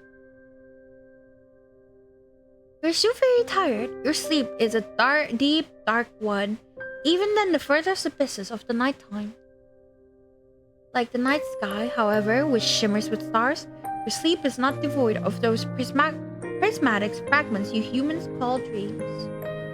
So in this case, I rather think your nocturnal imaginings are worth rather more than that. They're not dreams, are they, to which your slumbering mind is subjected? You know they are not. Otherwise, your body would not be so very cold, not so clammy. The images that flicker beneath your closed eyelids, like the ghostly images in a phenakistoscope, were not conjured from within your mind.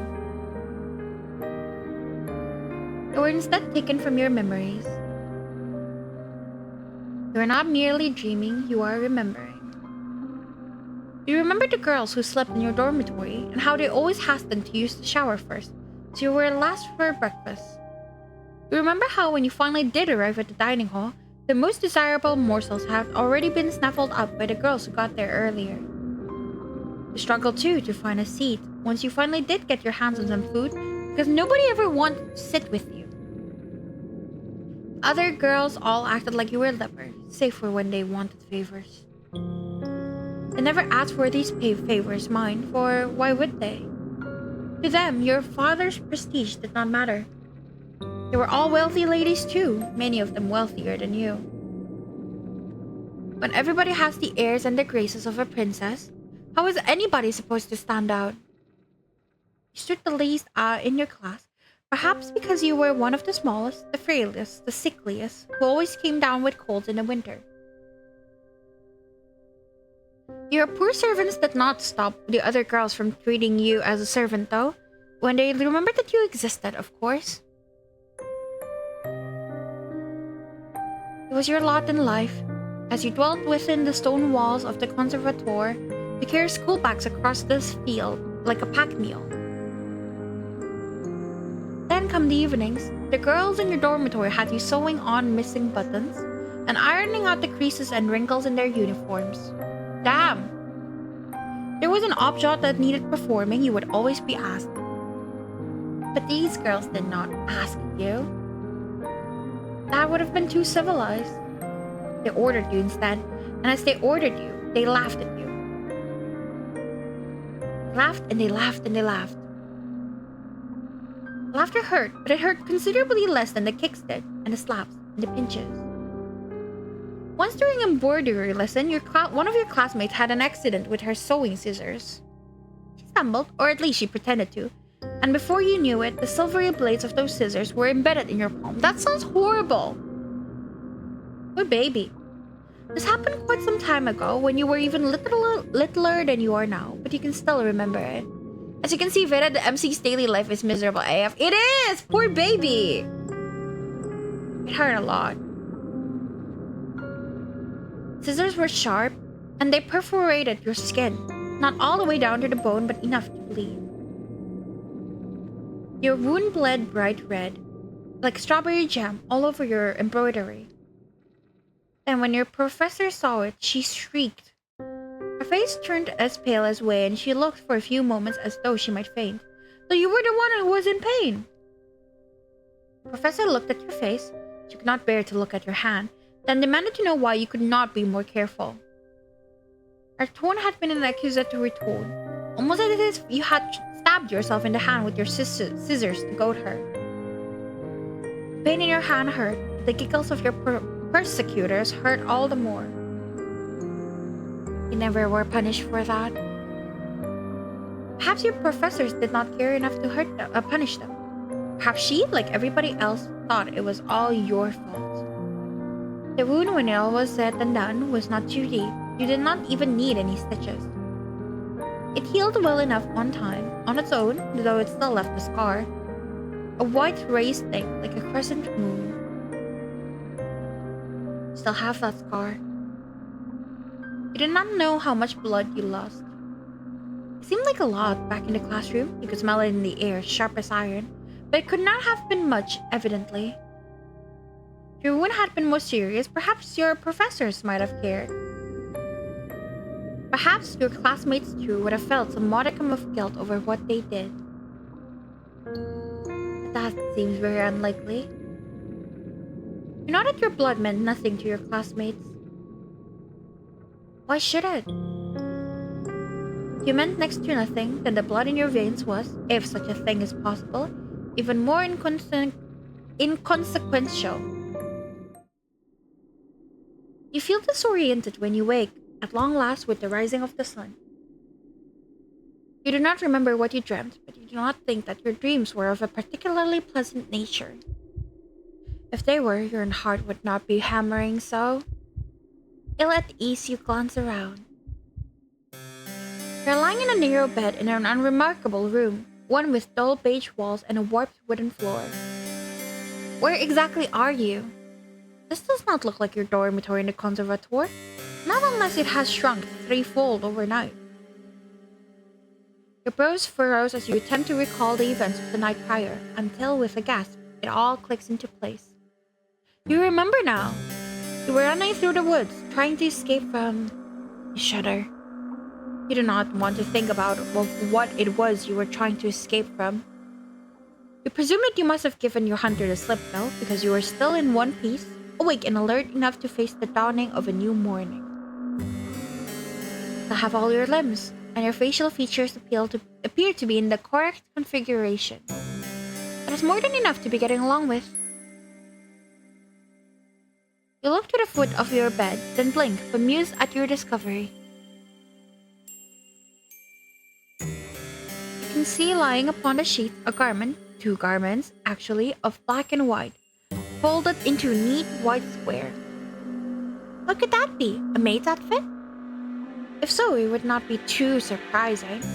You can now recall your visit with the princess the night prior, and her assertions that you must be her lady's maid. Well, if that is the role she wants you to assume, you have no qualms with it.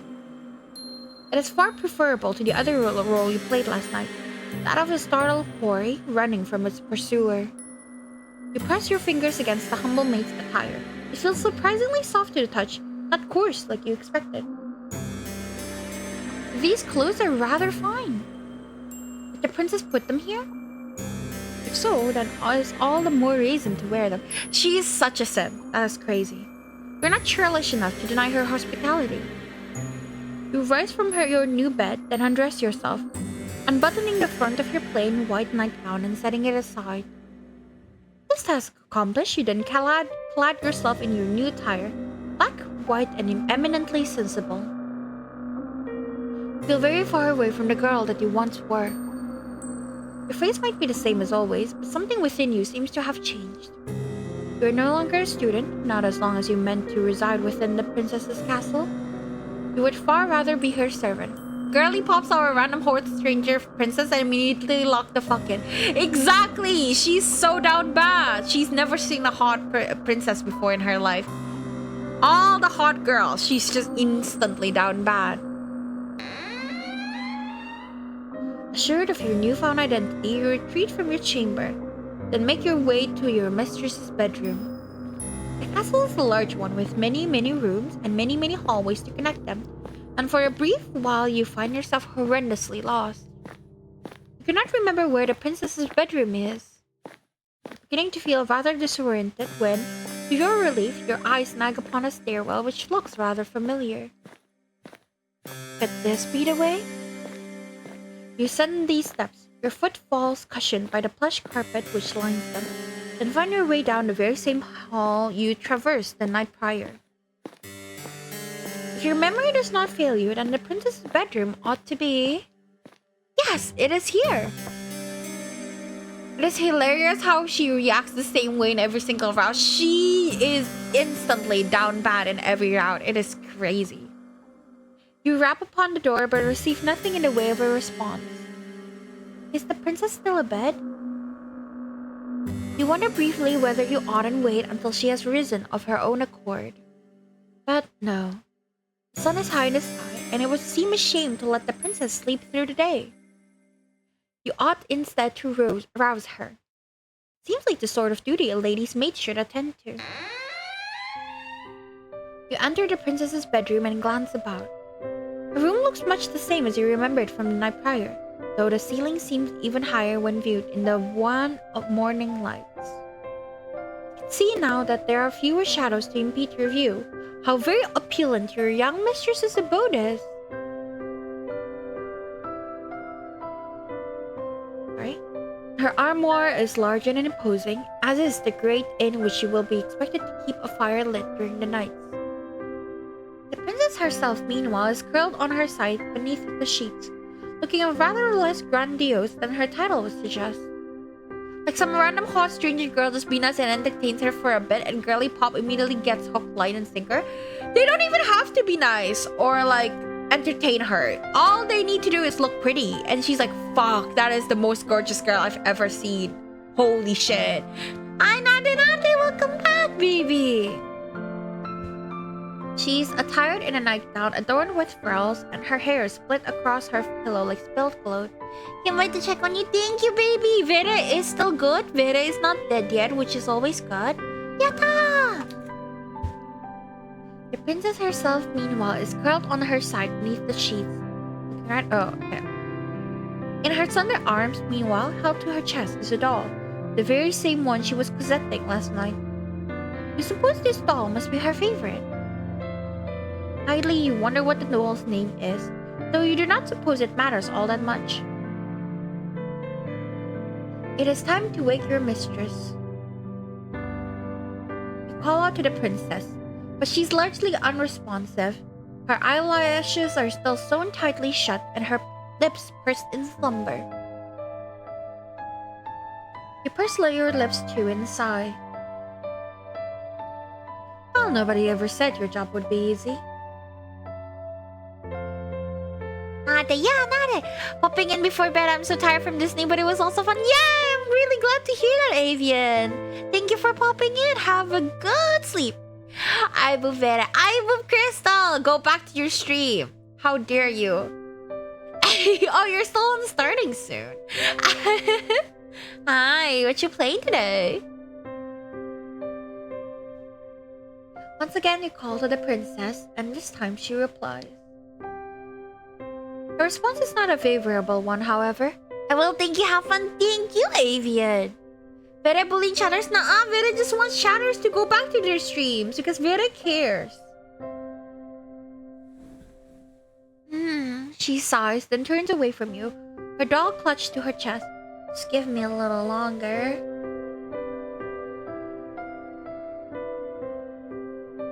The princess sounds so enfeebled, but you do not take pity on her.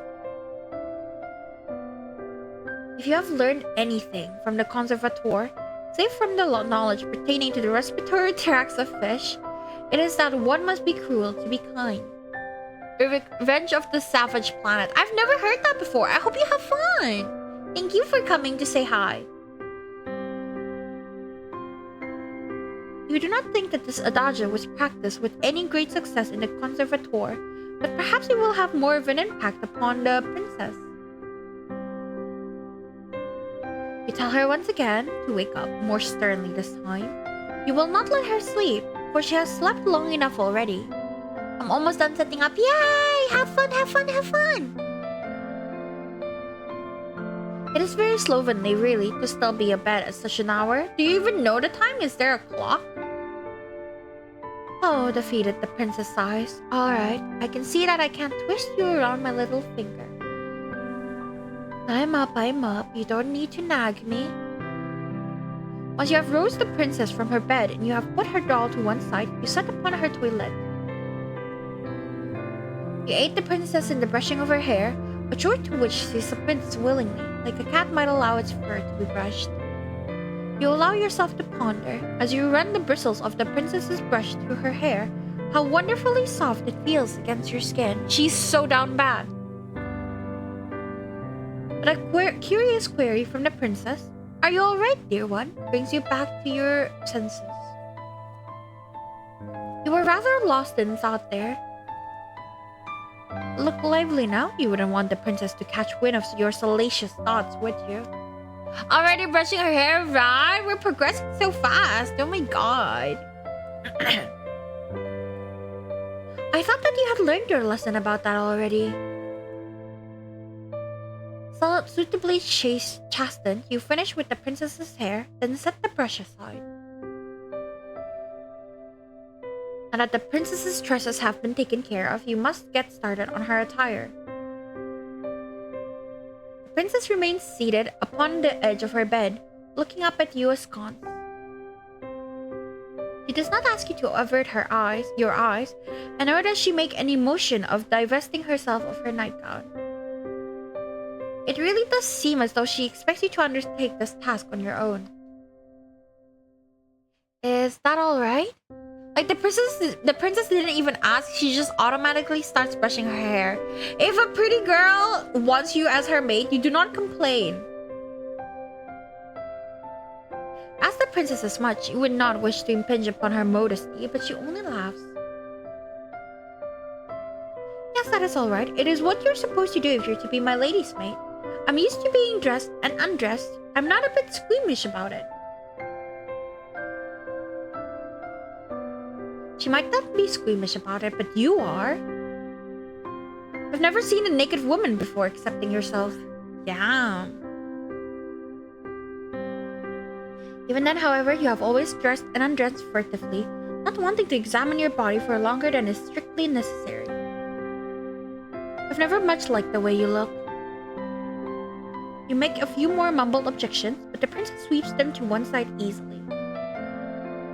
It's alright, I might be a princess, but we're both people underneath all of our clothes. I doubt we will look much different. We're not sure about that.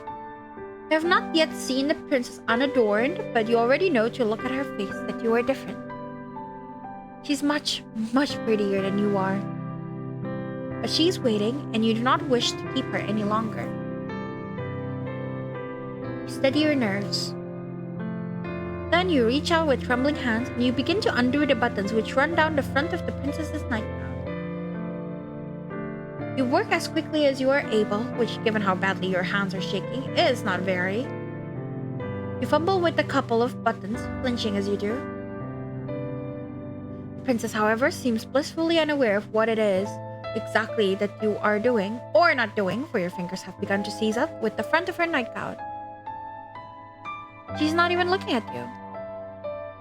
Instead, her gaze is directed beyond your shoulder, to the windowsill and the sky beyond it. It isn't particularly sunny, but I don't think it's too cold outside. Going for a walk might not be a bad idea. What do you think, dear one? You think that you would like to finish undressing the princess as soon as possible so you can make some progress on dressing her again. That is crazy. The sight of all this exposed skin is bad for your heart. Bro is crazy.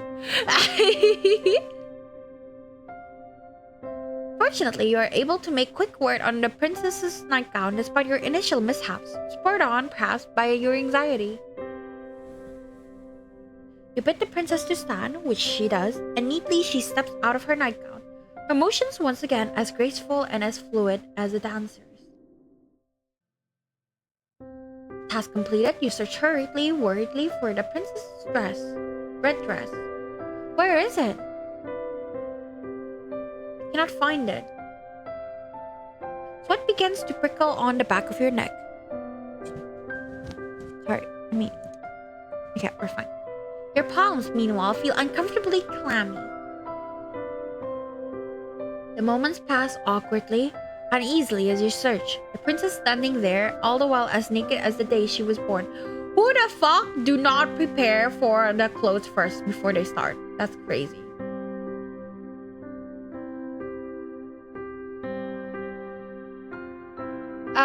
We undressing princesses? Already invited to more cleaning walk date. I know, it's crazy.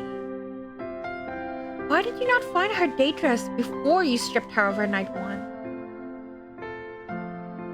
What a fool you are. The princess, noting your panic, giggles, then says, "Are you looking for my dress?" No fucking yet, demon. Calm down. We are undressing her. So... Yes, you reply, your face is flushed. That is what you were doing. I thought so. I did wonder before you started undressing me why you had not asked where it was. Maybe it slipped your mind? No fucking, but we're gonna sleep together soon. Kia! Had slipped your mind, yes, to your shame. You were too busy trying to fixate upon the princess's bared skin to think about how to best conceal it. My dress is in my armoire, the princess says, glancing over the aforementioned piece of furniture. I'll come back in 5 then.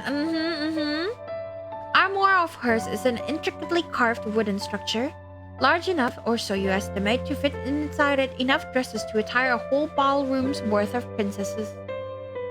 I like to wear the red one. It's my favorite. Would you be a dear and fetch it for me? I don't want to rush you, but it's rather cold in here, especially when I'm still naked. Hi, Zemi. How you doing today? She raises a good point. Why, oops. You turn away from the princess and makes your way to her armoire. Be better? Aw, pat Zemi, baby. Once there, you open its wooden doors and peruse the clothes hanging within. It's just as you expected. Inside that wardrobe lies numerous dresses, all of them finely sewn and decorated with no shortage of ribbons, lace, and iridescent pearls. You find the princess's red dress soon enough, then hurry to her side. With your spoils in hand, you hurry to dress her, concealing once again the princess's pale skin beneath layers upon layers of soft red velvet. She's easier to look at now, you think, with her skin concealed. It might have been the most nerve-wracking task you have ever had to accomplish. Even more so than your perilous escape through the foggy forest. She is so down bad that she thinks this is harder than escaping a forest. Is crazy. I'm waiting to get on the list for counseling. Oh, that's nice. I hope you get it soon. Why, it seems a small miracle you can still remember how to breathe. That is much better. Thank you, dear one, for your help. You've not been here for a full day, but I already wonder what I would do without you. Shyly, you assure the princess that you did nothing really, nothing beyond your job. You did not do anything incredible. And in any case, being complimented by somebody so pretty is embarrassing. Aw, don't be like that. I want to compliment you. Why shouldn't I when you have been so helpful? It'd be rude not to anyway. I think you're very pretty too. Wow. Oh my. Your face flushes from this more deeply than ever before. You ought to count yourself lucky, really. What with all of this excessive blushing? The princess seems to not possess any vampiristic tendencies. Are you sure? Now that you mention it, she does have a fang. Is she a vampire? You're making yourself quite the easy target. Now, the princess declares, why don't we go for a walk? It's a nice enough day and I get so very bored of being cooped up inside. Being complimented by someone pretty is embarrassing is fucking insane. No, I get it. If someone pretty compliments me, I wouldn't know what to do. I get it. Not vampire, I she. Tishas, Bowsette. Can't think of any particular objections to raise to this remark, and you think that the princess might have a point. The castle, though expansive, is somewhat stifling. The walls are so very thick, they put you in mind of a crypt. With your acquisitions assured, the princess quits her chamber, her posture elegant and her gait unhurried. She seems not to walk as she navigates her way through the seemingly endless hallways of her home, but to float like a cloud. The hem of her dress swishes around her legs, and her hair shifts like a shroud. Castle's courtyard, meanwhile, is sadly lacking in comparison to the princess's beauty. The courtyard is fenced in by the castle's walls, which look in the stark midday light tall and imposing, faceless soldiers standing sentinel. That's why I'm always a bit shy when Vera compliments me. Shut the fuck up, Lassie. Shut the fuck up. Stop complimenting me. Blah, blah, blah, blah. Though it would be interesting if she was a vampire. Vampire Yuri. Though the sun is out, it is not particularly bright, and neither is it particularly warm. The courtyard itself, meanwhile, is in a state of disarray. The flower beds are in shambles, all overgrown with weeds. It is all rather depressing. The princess's castle might be grand in scale, but the courtyard itself is simple, hemmed in to a claustrophobic degree, like a coffin. The princess, however, seems not to share your dolorous mood. She instead looks elated by her newfound surroundings, her smile unwavering. She gambols about like a lamb, flitting hither and thither as she examines the weed-infested flower beds. Her frolicking comes to a cease, however, by a bush. One is full of bright red roses. Maslik Vera, thank you for coming to me. Have a good day. Oh, how are they? Very pretty. Do you not think they are gorgeous, dear one? The flowers are not too disappointing, you suppose?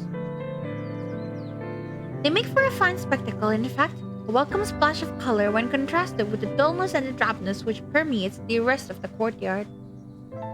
Though the other flowers in their beds are wilted, withered things, it is not so for these roses. They are a rich, bright red, just like blood. Their heads so full they seem to almost droop beneath the weight of their own engorged petals. They are pretty in a sense, but there is something unsettling about them too. Something that is almost obscene. How did those roses become so very red? Corpses do make good compost. What has been sustaining them? Could it be possible that these roses have been draining the life from the other flowers, which are struggling to grow within this garden? It is a fanciful thought, but... oh, they are simply divine. Looking at these roses always lifts my spirits. They really are my most favorite flowers. I simply must pick some of them. Perhaps I can use them to decorate my bedchamber. I could use a bit of color. The princess reaches out so as to pluck one of the roses free from its resting place among its brethren. You watch her, your breath bated, anxious that this gesture might result in perforated flesh and bright red blood. But the princess is not as clumsy as you fear. Of course she is not. Who did you think she was? You? Rather than worrying about other people, you would be better served if you worried more about yourself. Princess holds her newly pilfered rose to her nose and inhales, her eyelids falling shut as the flower's sweet scent washes over her. Few moments of silence pass. Then the princess begins to toy with the petals which adorn the flower's crown. Now let me see. I wonder what fate has in store for me. She loves me? The princess plucks a petal from the flower's overburdened head. She loves me not. The princess continues with this childish incantation, all the while stripping her rose slowly and methodically of its petals. These petals flutter about the princess like bloody snow. The princess's voice, meanwhile, echoes throughout the courtyard, even more melodic than the strains of a pianola. She loves me not. She loves me not. The princess's fingers hover over the final petal which crowns her nearly denuded flower. Then with a triumphant smile she declares, she loves me! I knew it! You watch the princess, amused by her girlish good cheer. The little mantra she has been reciting is one that you are familiar with. The girls at the conservatoire also used to engage in this little game. The younger ones, at least, who believed that a fairy tale prince would whisk them away. You might have participated in this game by yourself when you were a child, but you never pinned your hopes and dreams on a handsome prince. Your interest in princess has always been minimal. When it comes to fair princesses, though, well, that is a different matter altogether, isn't it? Pleasantly, you ask the princess whose love it is she wishes to court, a query which makes the princess giggle. Oh dear, who else would I be thinking of? Naturally, I was thinking of you. Naturally? She says it so easily, as though you ought to have suspected as much. And indeed, part of you did? You wanted to believe, yet part of you was afraid to. You did not want to be arrogant enough to assume that the princess might care for your affections. You begin to blush, your cheeks almost as red as the roses, while the princess laughs. Is the MC trying to insinuate that the hot yandere princess is gonna whisk her away? She's gonna whisk her away to the world of the dead. She laughs and she laughs and she laughs, her voice clear and sweet like a nightingale's song, as though you were the funniest thing she has ever seen. You never liked being laughed at when you dwelled within the walls of the conservatoire, but it is different with her. You have not known her for all that long, but you are already entranced by her, ensnared.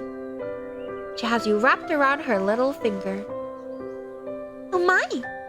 The princess's laughter tapers off into a series of giggling, as smiling, she wipes her eyes with the back of her hand. That was quite the amusing diversion, but I've just had an idea.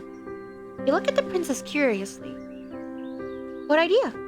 You can't tell? You cannot even begin to guess. I just thought that all this watching must be boring you, the princess says, tossing the rose's stripped stem carelessly to the ground.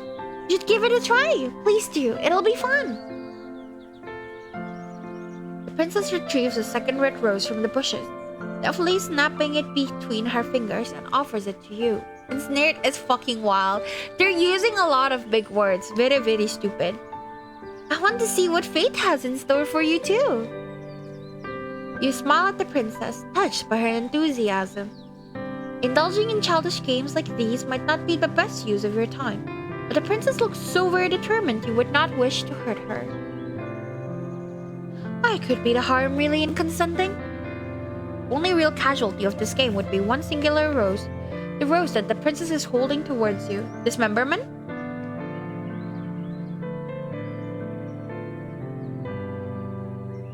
reach out, meaning to accept the princess's offering, but... Oh no! You are clumsy and you seize the stem of the rose with a touch too much strength. Hi, Loop!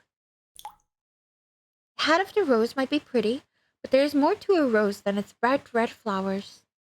Roses have thorns too, a fact you are now being painfully reminded of.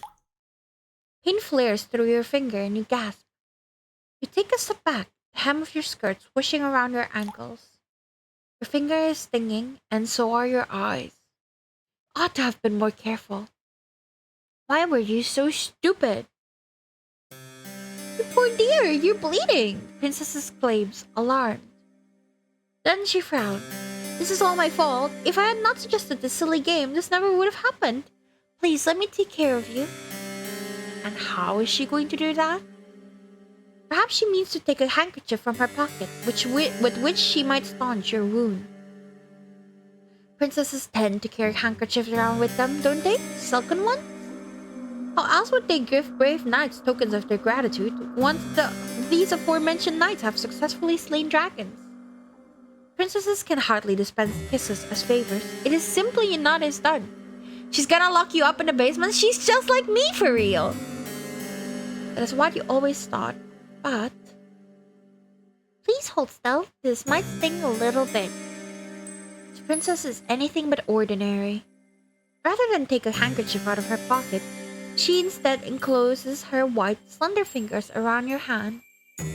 Carefully, as though she's handling a precious object, she raises your hand, eyes are fixed all the while on the beads of startlingly crimson blood which are oozing luridly from your wound. She licks her lower lip. Is she not a vampire? Are you sure? Then she dips her head. Rose red, but your blood is redder. That's crazy. That is so cute. I think this is the CG I see the most often. While we stare at the CG, I will go to the toilet. Be right back.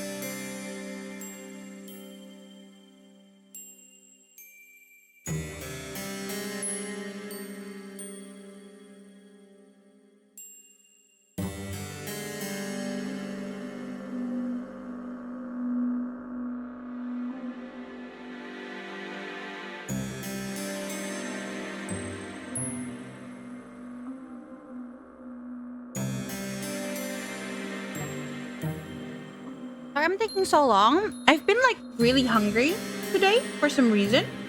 I can't stop snacking. So yeah. I am back. She's gonna look. No, I see. Yeah, getting licked. Yes. She parts her mouth and with a soft sigh which borders on the sensuous, she slips your injured digit between her teeth. So much for princesses not dispensing kisses as tokens of appreciation. This might not be a conventional kiss, but it feels intimate regardless, almost startlingly so. It's not very startling. I think getting licked is very intimate, I would say.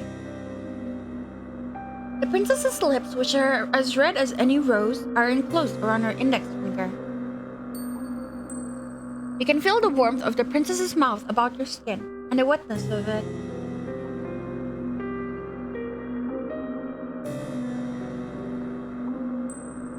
These sensations make your whole body quake. You did not expect this. Tremulously, in a voice which wavers, you ask the princess what it is she is doing. Oh? The princess glances up at you, her mouth still enclosed around your finger.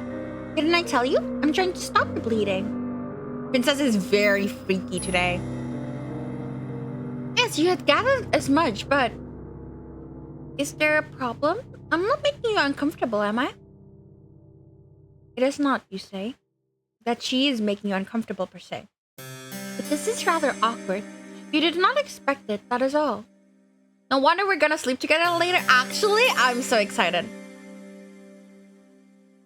And is she not worried that this is unhygienic? Unhygienic? Princess blinks. She's the very picture of innocence, which is funny really, given your finger is still nestled against her tongue. I don't know what you mean by that exactly. But I've heard this is the best way to take care of cuts. My nursemaid used to do this for me when I was a child. It is what you're supposed to do. And, you ask, your voice catching in your throat, did her nursemaid keep taunting her wounds with her mouth when she grew older? Oh no, but my nursemaid was dismissed when I was 8 years old. That's the normal way of things. I had my ladies' maids to look after me then. Oh, very interesting. And did they ever clean her wounds like this? No, the princess says, smiling mischievously, because I'm not clumsy enough to cut myself, silly. Now that was quite a sharp retort. You did not expect it. Face turns even redder, if such thing even is possible, though this might perhaps be to your benefit. With some luck, all of your blood will flow to your face rather than to your finger, and your bleeding will stop. Has it stopped? Your injury was not a deep one. There should be no need for the princess to keep on suckling, but she still is. You are not accustomed to the intimacy of this nature. It is making your heart aflutter. If the princess knew what her mouth was doing to you, you are sure she would not be so very familiar. You feel quietly, crushingly confident that she would scorn you for your feelings and deem them unnatural.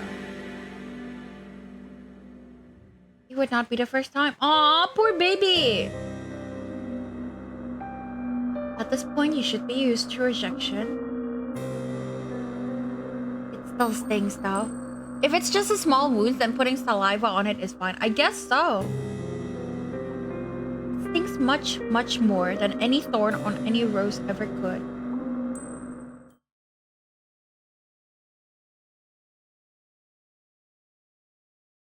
The days pass, following your misadventures in the rose garden, in a relaxed, unhurried sort of manner. Your mad dash through the forest is beginning to feel like a distant memory, so much so you can scarcely recall the raw, naked fear you once felt as you fled for your life. Yes, there are antimicrobial properties in the saliva, but you're still eating the microbials on the, on the finger into your mouth, which isn't very good. There's no running to be had while you are working for the princess. You would have nowhere to run, and in any event, there is no longer any reason for you to run. The shadows which once tormented you have, at long last, begun to recede. You can scarcely recall, as you lay down in your bed, the petty cruelties you were subjected to by your classmates at the conservatoire. They no longer matter. Your attention is focused upon, not upon yourself, but upon the princess. The more time you spend with her, the more you come to care for her. You have become quite besotted with her, but you are yet to realize it. Well, I never. How very ignorant can a girl be of her own feelings? Princess is not half so ignorant as you are, though, despite having spent her whole life within the palace's walls. The weight of her own feelings are not unknown to her. Oh, shit! And during one stormy night, she chooses to make them known to you. Oh, shit! Where's Demon? Demon! Demon, come back! Demon, they're gonna fuck!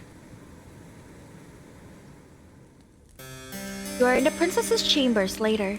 Perhaps then you ought to be later than is strictly appropriate. Demon! Where's my demon? Hi, Kwang! Hi, Kwang! They're gonna fuck! It is dark outside, and there is little save the light of the moon to alleviate it, and the fire which crackles in the grate. You have only just finished stoking that very fire, and now you rise. You look to the princess who is lying in her bed, and you bid her a good night, as you have many nights past. With a neat curtsy, you turn to leave, but the princess's plaintive voice gives you pause. Wait, dear one.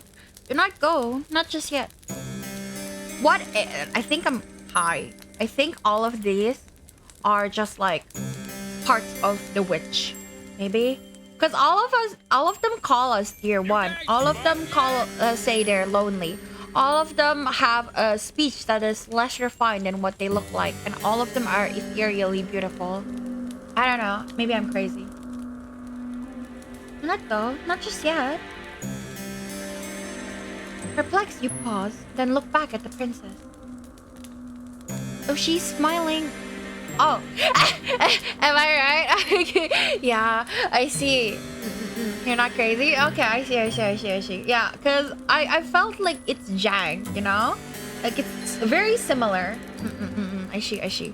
So she is smiling. Her expression is unusually wan. Is she alright? I'm sure I'll be fine. It's just nights like this, you know, which make me feel a little... of the sort. And what, you ask, does she mean by that? Only that it is very cold and very dark. And it is very windy besides. I'm afraid there will be a storm later. It was awfully cloudy earlier when we went out for our walk. The princess is not mistaken by that. The sky, when the pair of you promenaded about the gardens earlier, was grey and steely, the wind bitingly cool. You can hear the wind rattling mournfully against the panes in the princess's bedchamber. The princess's castle is built of stone, and it is well fortified, but even with the pot fire, it is still rather cool. You do not like to think of how much chillier by comparison it will be in your humble bedchamber, which is not fortunate enough to have its own fireplace. It might sound childish, but I've always found it hard to sleep on stormy nights like this. They make me feel uncomfortable. You look at the princess with no small degree of sympathy. No longer clad in her bright red dress, she looks oddly uncommonly vulnerable. Will she really be alright? All alone in her oversized bed, in her high-ceilinged bedchamber? You know that it's silly of you to contemplate such a query. Why would she not be alright? There's nobody in the castle to hurt her. But still, you fret for her. As her lady's maid, it is your job to fret for her. You would never want your mistress to feel unhappy. Ask the princess what it is she would have you to do. And the princess perks up at this, perhaps pleased that you are taking the initiative. Well, I wouldn't like to take up too much of your time, which is so very when it is so very late. But would you mind sitting with me a little longer and reading to me, provided that you can, of course? That is a fair enough question, but your pride bristles regardless. Hastily, you reassure the princess that yes, of course, you could read. You were a poor student in many aspects of the conservatoire, but you had something of a gift when it came to the literary arts. Reading books is all you have ever been good at. I see. I suppose I should have known. You're so incredible. I sometimes wonder if there's anything you can't do. The princess's high praises make you blush. Awkwardly, you look away. Being able to read, I assure you, reassure her, is not such a great feat. Perhaps it isn't where you hail from, but it certainly is here. Very few of my old servants could read, and they certainly couldn't read the books that I like. This piques your interest. Oh wow, are we reading smut? Intrigued, you ask the princess what books exactly she likes. Well, I'm glad you asked. I'm fond of fairy tales, you see, old ones from centuries past. I have a collection of them here, the princess says, indicating a book on her bedside table as thick as a mortuary slab. I have something like that too, like a big Bible of just fairy tale. I love that book. I don't know where it is. I'm devastated every day. The book is old though, and the bindings are weak. Pages brittle, the writing woefully old-fashioned. I didn't trust any of my past servants with that book, but I think you would do a good job breathing life into those old stories. Would you mind reading to me just for a brief while? Please, dear one, oh please. The princess's request seems a simple one expressed so sweetly, so much so you see no reason to refuse her. You take a seat beside the princess, upon her luxurious bed, which sinks beneath your weight. Then you retrieve the leather-bound book which is resting upon her bedside table and spread it open. The pages of the book are very brittle, like the princess said, and the bindings of the books are loose. You can feel in the heft of the book's manifold pages the weight of the ages concealed within it. How old is this book? Perhaps it is as old as the castle in which it resides. It is with a quiet voice, hesitant at first, you begin to read to the princess a tale of courtly love which culminates in a lavish wedding ceremony. All the while as you read, the princess listens to you, enraptured, hanging, or so it seems, upon your every word. Starcross! Hi! Welcome! Hi, Star! How you doing today? Thank you for coming! Once you reach the final phrase embossed upon the pages of this aged tome, they lived happily ever after, the princess sighs as though this tale has touched her very soul. Would that there was a handsome prince to marry me, she says somberly. Or better yet, a beautiful princess. At this point, I think I would even settle for a low scullery maid. I'm glad how good it's going great. I think we are progressing with her. So much so that we might be invited to stay in her bedroom after. So you came at the juiciest part. You blush at this idle remark and mumble softly that this would not be proper. The storm outside is still squalling, and you have never been one to raise your voice. You do not expect, therefore, that the princess will overhear you, but she does. She observes you, her head resting against her pillows, and says, "She is flirting!" And what would be the problem with that? As my maid, shouldn't my happiness come before any silly ideas of propriety? Well, of course, you reply, but for a princess to marry a scullery maid... You're still hung up about that? The princess titters. Don't pay it too much heed. I'm just talking to myself. As if anything like that would ever happen when there's no priest around who would officiate it. You think there are greater issues with the princess's plan than the lack of taste, though she does present a good point. The castle is an empty one. Even if the princess were to find somebody she loves, there would be nobody to make the wedding official. You cannot help but feel like you have avoided a good deal of nuisance. But by the same token, do you not feel a touch disappointed? Well, never mind. That was a nice story, the princess says. But I'm not sleepy yet, and it was still storming outside. Won't you read me one more? You would not mind, you reply. But it is getting late. You really ought to return to your chamber. I know, but can't you find it in your heart to read one story for me? Just one? You can choose a short one. I won't complain. I have some doubts about that, as before. But as before, you cannot resist the princess's demand. It is not, you think, because she is a princess. Though that is, of course, a part of it, but because she is... oh... radiant. You would not, you think, as you turn to the next story recounted in this age compendium, want to upset her. You would rather cut out your own tongue. Interesting metaphor? You read another story to the princess which is of a similar vein to the last. Impossible adventures culminating at their close in a happy marriage. The tale delights the princess just as much as the tale prior, and she begs for another, then another. One bedroom story soon becomes 5, and even then, when the candles which flickers on the princess's bedside are close to guttering out, the princess is not satisfied. Like a grasping, greedy child, she has never heard of moderation. Greed, gluttony. I see how it is.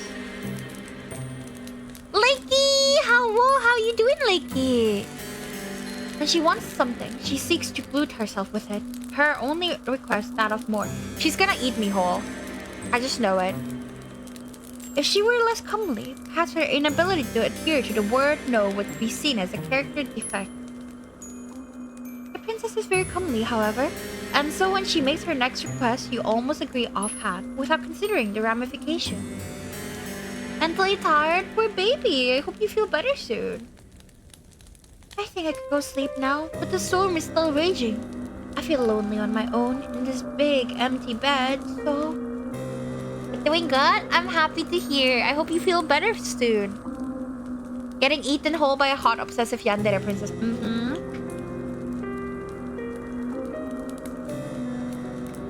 I know, the princess's eyes light up like the night sky in a thunderstorm. Why don't you sleep with me? Stare at the princess, your eyes wide as a goose eggs. Slowly you blink. And just as slowly, you bid her to repeat herself. Didn't you hear me? The princess giggles. Maybe you've been so busy cleaning up after me, you've neglected to clean out your own ears. I said, dear one, would you like to sleep with me? If that is the question she truly means to ask, then it is easy enough to answer. Of course you would like to sleep with her. It would be an honor. Fuck. She's desperate. Of course you would like that. But would it really be alright for you to accept such an invitation? It must be a gross breach of protocol, surely, for a low domestic such as yourself to share a bed with a princess. You sit upon the princess's bedside, fretting while she observes with wide, beseeching eyes. She's waiting. Well, what's the matter, dear one? Why do you tarry so? Could it be? Princess's lower lip begins to tremble. Don't you want to lie with me after all? Sorrow present in the princess's voice and in her face makes you feel awfully guilty. Hurriedly, you console her. You tell her in no uncertain terms that if she truly wishes to partake in your company, then you have no qualms with it. Why would you? Well, then just stand there dilly-dallying, silly. Come and join me, come! And that is what you do after returning briefly to your own chamber to change into your nightgown. Once dressed, you waste no time in returning to your impetuous princess's side. The guilt-tripping cart is so real, yes. She's already lying in her glorious four-poster bed, waiting your turn as though you are a knight errant gone away to slay some wicked dragon. The princess giggles when she sees you. In your haste to change, you have made a hash of the buttons, and she bids you to come closer. MC is easy to get hooked, line, and sinkered with, to be fair. She's just so down bad for all the girls. Let me fix that for you, silly. Oh no, you say. I couldn't possibly let you do that. I am but the servant after all. Should it not be your job to dress her?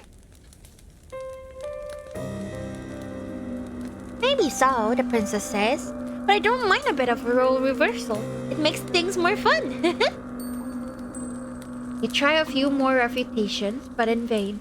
The princess summarily discards all of them. Quite at the princess's mercy, she might be even more stubborn than you are. You capitulate to her demands. You let the princess unbutton the front of your nightdress, then rebutton them so the fabric of your plain gown is drawn shut. Satisfied with her handiwork, she has very elegant hands. The princess draws back and pats the mattress beside her. She is dressing us up! Now come in. It must be horribly cold out there, but these sheets are warm. Coyly, the princess smiles. And so am I. You feel warm yourself as you slide into the bed beside the princess. Her face is as red as the gown the princess so often wears, as red as the roses in the castle grounds. All the while, your heart is fluttering. Does the princess know what an effect she is having on you? Mentally tired, I'm off to bed. Night, night, night, night, Hades. I hope you feel better soon. I'm sorry you feel mentally tired. Please have a good rest. Mwah, mwah, mwah, mwah, mwah. Surely she must. How could any woman be so blind? There, the princess exclaims when your body is lying beside hers. That is much better. Do you feel cozy now, dear one? Swallow, and with a shaky voice you reassure her. Yes, you are cozy. You're quite cozy indeed. Very good. The storm might be raging outdoors, but it can't get us here. I know when I'm with you, I'll be safe. It's strange, but... The princess reaches out, then takes your hand in hers, twining your fingers together like a chain. When I'm with you, I feel so very light. It's as though nothing in the world can hurt me. You make me feel safe, so I want to make you feel safe too. I'll take very, very good care of you. I promise. You return her smile with one of your own, touched by her thoughtfulness, though something about her promise does make you wonder. Should it not be your job to look after her, you wonder? In a way, the princess replies after a pause, but you've been taking good care of me already. Now I need to return the favor. She's gonna eat me right now. As a princess, I'm supposed to look after my vassals. It's all part of the job description. You were unaware that being a princess came with the job description. In fact, the profession came with far fewer written responsibilities and far fewer forms to sign than, say, becoming a doctor or an astrophysicist or a mathematics professor. You tell the princess this sleepily and she laughs. You do say some funny things, dear one. I think you must be tired. Rest your head. You've been working so hard. I think you deserve it. Yes, you think, only half conscious. You think you deserve it too. You have been working hard for a long time. I've been running for even longer, but now, at long last, you feel like you can let your fears go. And then she eats you! Your eyelids begin to droop, your body beleaguered by a sudden all-consuming fatigue. And, in a quiet, understated sort of way, your consciousness is conveyed to Morpheus's kingdom. Your sleep is a deep one, despite the storm which rages outdoors. The wind is howling like a couple of wild cats, both locked in a vicious and bloodthirsty bout to the death, but you do not hear it. Getting eaten, Swaddled by the warm blankets about you and soothed by the princess's presence, you are immune from all the ills of the world. When you are with the princess, you feel safe, secure, and, yes, you even feel loved. It is a pity, then, that these feelings do not last for very long. You know that something is wrong, catastrophically so, the moment you open your eyes. Your thoughts are hopelessly jumbled, but you are certain that when you fell asleep, it was in a bed, A nice warm bed, no less, beneath soft, comfortable sheets. You're not lying in bed right now, though. You're not, in fact, lying at all. Oh, cool. That is so sick, actually. It's like Bluebeard! Oh my god, it's like Bluebeard. I love Bluebeard, actually. Oh my god, I love Bluebeard. This is great. She did lock me in the basement! That's crazy. It's just like Blue... Ah, fuck. I want to read more fairy tales. Bluebeard is a fairy tale. Of a girl who got married to a man with a blue beard. If you want to look it up, it's just one of my favorites. I like it a lot. The drawings that the drawings of it that I had in my game. Sorry, in my. Hi, I guess you waxed hard nipples. I guess you would like the caging, huh? Yeah, hi Wax. Welcome. I guess you like girls getting caged. But Bluebeard is very good. I highly recommend it. Though I liked it partly because of how it was drawn in my storybook. You're standing instead against a cold, hard wall made of stone. Hi Wax, Hi, thank you for the follow. How are you doing?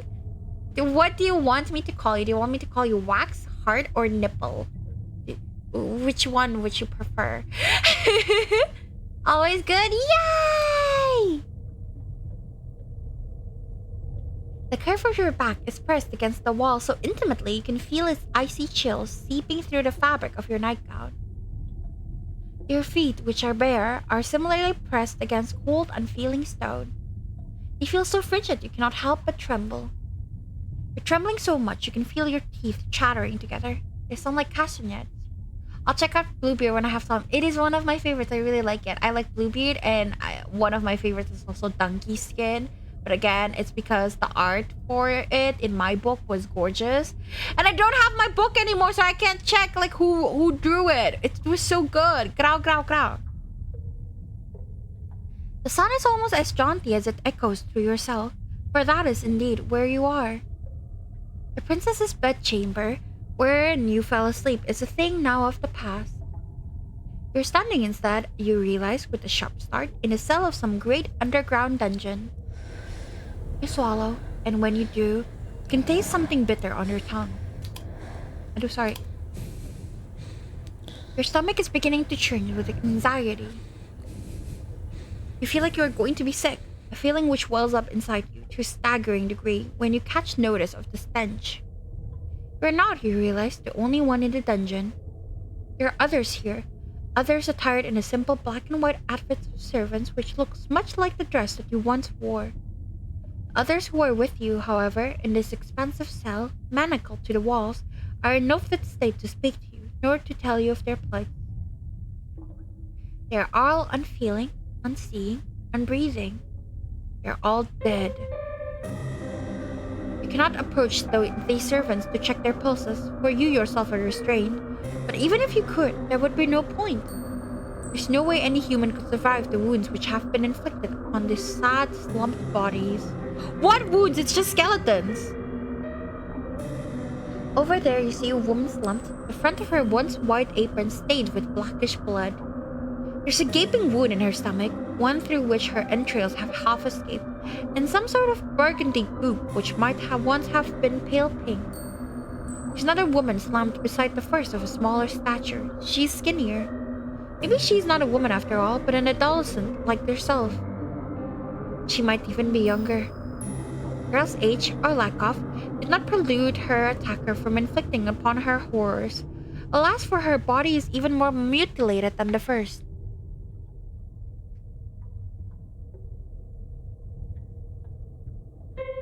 Drinking, sorry. Her body is peppered with even more wheals, and her face has been half smashed in. Only one eye remains, staring fixedly at the wall opposite her in the ruined remains of what was once her skull. Over there you see a woman who is missing both her arms and her lower jaw. Over there you see another who is missing her entire lower half. Where have her legs gone? I have no idea. The injuries inflicted upon these bodies are ghastly. Their advanced decay is enough to turn your stomach. You know not how long these carcasses have been lying down here, but they have begun to putrefy. You fear a similar fate might befall you should you stay here. You need to escape. Fitfully you struggle against the manacles which bind you, but alas it is no use. You cannot free yourself from the walls. Your restraints are much too strong, and you are much too weak. Panic rises up in your throat, cold and icy, while terror seizes your heart, this too glacial. It is obvious that escape is impossible, but you still squirm and writhe like a rat caught in a firestorm. There's little point, however, to your struggles.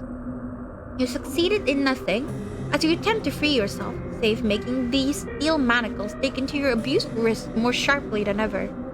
You gasp. That hurts. Well, you ought to have known that would not work. Oh, I forgot something. There we go. The very definition of insanity is, you know, performing a set action over and over again, hoping for a different response. In that sense, perhaps one could argue optimism is not so very different from insanity. Now that is an interesting point to consider. Would you not agree?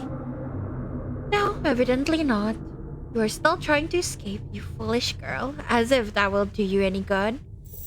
The clangorous rattling of your steely restraints is rather starting to get on my nerves. You're making enough noise to raise the dead down there in your dark, dingy cell, and all your screaming is hardly helping matters. I wish that you would cease this infernal racket, but I know you will not. Nothing I say could ever get through to you. Not that you have ever listened to me in the first place. Perhaps you would listen to her, though. Is she not your kind, considerate mistress? Look now, she has come all this way into the dark depths of the castle's cold, inhospitable dungeon to see you. Is that not kind of her? Oh, dear one, the princess trills, entering the dungeon with a series of light lilting steps. It would seem like you have finally awoken. How are you? Based on all that infernal racket you've been making, it would seem like you have no shortage of energy. Balefully you turn your head so as to meet the eyes of the princess. She is standing but a few paces away beneath a roughly hewn stone arch which bids one entry but rarely an exit to the dungeons. Dungeons are droll and drab. Hi, Shrimp! We are currently chained in the basement. But the princess is wearing her favorite red dress. It is so bright and brilliant that for a few moments it hurts you to look at her.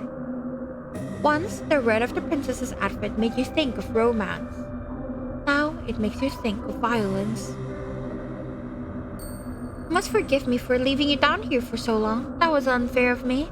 I think someone was gassy in the basement. Well, considering the corpses are starting to bloat and rot and petrify, it would make sense that they would pass gas, yes. You know, part of the process of decay.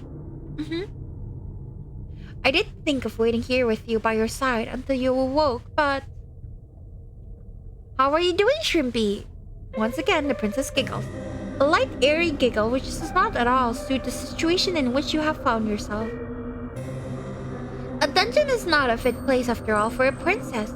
It is horribly cold here and so very drab, and there's nowhere nice and soft to lay my head. I could have brought my pillows down from my bed, I suppose, and my blankets, but then they would have gotten dirty, and that would be a disaster. I need to be more careful. I won't have anybody left to clean up after my messes soon, not when I've dispatched of you. Hi, Lakey, what's up? Once again, the princess laughs. Her laughter is light and lifting, like the chiming of a silvery bell, but it does little to alleviate your concern. If anything, it makes you feel even more alarmed. Did she say she meant to dispatch of you? Yes, that's right. Did you not tell? I thought you might have figured that out already after waking in a dungeon. Silly. Still smiling, the princess takes another step towards you. Would that you could, you would cringe away from her, but you cannot. You are completely powerless. The princess reaches out and places a hand upon your cheek. She is so hot, holy shit. She hot though. She might be crazy, but she hot. I just realized I opened the homie cipher thingy, huh? I'm stupid. My bad. Lol. But yeah, she's fucking pretty. I don't understand why she gets so many CGs, but our baby, mermaid only got one. That's so unfair. Haha, I'm in danger for real. For real. She's so pretty though, so it's okay. The princess reaches out and places a hand upon your cheek. Her skin is very white, and though her touch is cool, it is less so than the frigid air in the dungeon.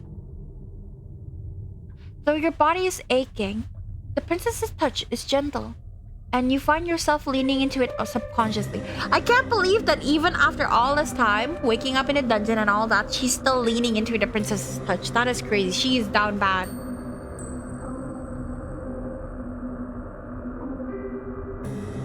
You wish she would keep holding you. You wish she would keep touching you. You luxuriate in her kindness as best as you can. But though the princess's caresses are tender, your circumstances rather undermine them. How can you relax like this? Ah, you're such a good girl, the princess says, in a cajoling sort of a voice, as one might address a cat. You've been so lovely to me while we've been together. I really couldn't ask for a better servant. I feel as though I've been spoiled. Why then, you ask, is she doing this? Improbable though as it sounds, she must be the one who chained you up. There's nobody else in the castle who could have committed such a feat. Everybody else is dead. Oh yes, how very astute of you. I was the one who orchestrated all of this. Naturally. Naturally, she says, as though her betrayal is a matter of course. She's giving the MC girlfriend praising ASMR content while eating her. It is perfect. She's perfect. Naturally. Why, you ask, is this so natural to her? What does she mean to do with you? Oh, only what I've done to all my other servants. I have experience with this sort of thing, so please don't worry. I'll take good care of you. And by take good care of, she means... Naturally, I'll kill you. There it is again. That word, which seems grossly inappropriate given all which has transpired. The stars have aligned.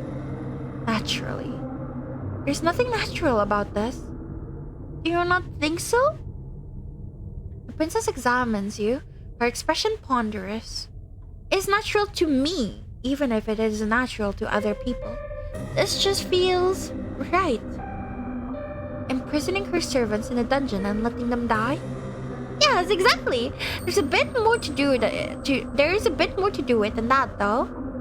Oh, of course there is. I like you, dear one, the princess says in a voice which sounds uncommonly serious. You have been good to me, like I said, and kind. For that, I will be eternally appreciative. You've been so good to me, in fact, that simply being with you is not enough. Not anymore. Your company can no longer content me. I'm a greedy, selfish girl, you see. Princess's smile widens into something sinister, her eyes flashing with a fiendish fervor you have never before witnessed. And I don't want to feel you beside me. I want you to feel you inside me. That's crazy. Well, all the things your charming captive could have said, you did not expect that. The princess, perhaps noticing your confusion, begins to giggle. A giggle even lighter than meringue and just as airy. It is just as inoffensive. I can see that you don't understand, but dear one, but you aren't the only one. My last lady's maid said that too. Finally, the princess sighs, a beleaguered woe is me sigh which makes her look even younger than the scant handful of years she truly possesses. And the one before that, and the one before that, and the one before that. I thought that you at least might be able to appreciate my point of view, but perhaps not. I don't think it should be too complicated to grasp, really. But maybe my way of looking at the world is a little bit unique. That's what my nurses always used to say, at least when she still had the breath to speak, of course. You look at the princess. Where else is there for you to look, really? Eyes affixed to her face. She's still smiling, but there's something sinister about her smile. Or perhaps, in your anxious state, you're only imagining that there is something sinister about her smile. It is easy to see things which do not really exist when your surroundings are festooned in shadows. I feel like this is like a, what is it called? Breadcrumb trail leading up to like the final route, because like that sounds like it's loaded with meaning. In actuality, however, the princess does not look any different to how she usually does. Neither is she acting any differently to the way she usually acts. She has not changed. It is only your perspective of her that has changed. Tremulously, you ask the princess what she means, a question that the princess is only too happy to answer. It is simple, really, like I said. You were wondering, weren't you, why there weren't any guards or any servants in the castle when you first arrived here? This question has crossed your mind, yes? You are sure that the princess said her ministers sent them away, though? Was that a lie? I wasn't being wholly truthful, no. I thought you would be afraid of me if you knew what had actually happened, and I didn't want that. I wanted you to stay with me. My ministers didn't send anybody away because I don't have any ministers. I dispatched of them too. Is she now? I suppose you ought to not be surprised, but you still shudder regardless. My ministers weren't very much fun, I'm afraid. They had a lot of ideas about what I should and shouldn't do after my parents died. Princess stares at you, her eyes wide like black holes, empty, yawning abysses. So I killed them. Killed my servants too, though I did more of a thorough job with them than I did with my ministers.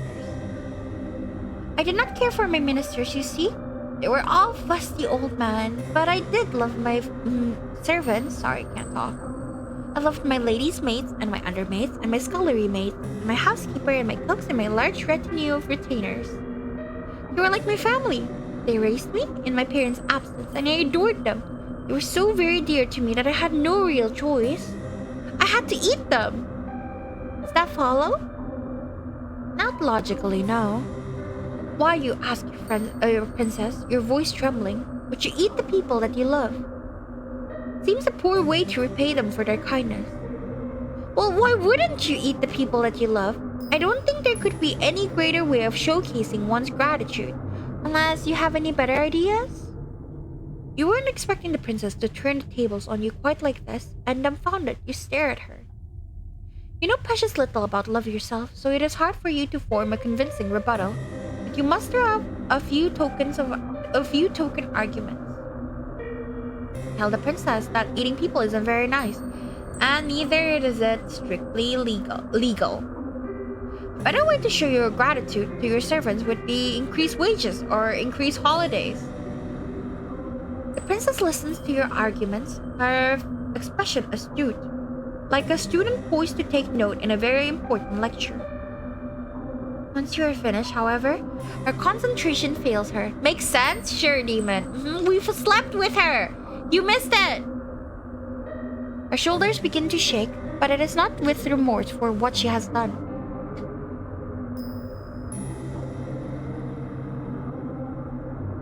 Drinking, sorry, my throat is sore. I wonder, welcome! Thank you for saying hi! How you doing?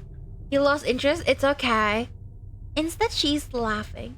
I'm barely awake. Crazy day. Love you all. Love you too, Wonder. Thank you for coming. Have a good sleep.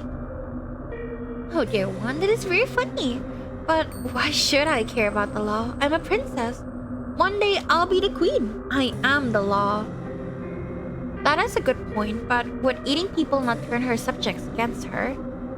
What subjects? I'm no fool, you know? No matter how I might act, and I know what happens beyond the castle's walls. I know all about the plague. Once I might have had a populace to govern, but they're all gone now. I'm a princess in nothing but name only, a monarch without any subjects. Don't you think that's sad? I know I do. It's so woefully lonely. Had to stop in before I completely crash. You are the cutest. Thank you so much. Wonder, mama, thank you.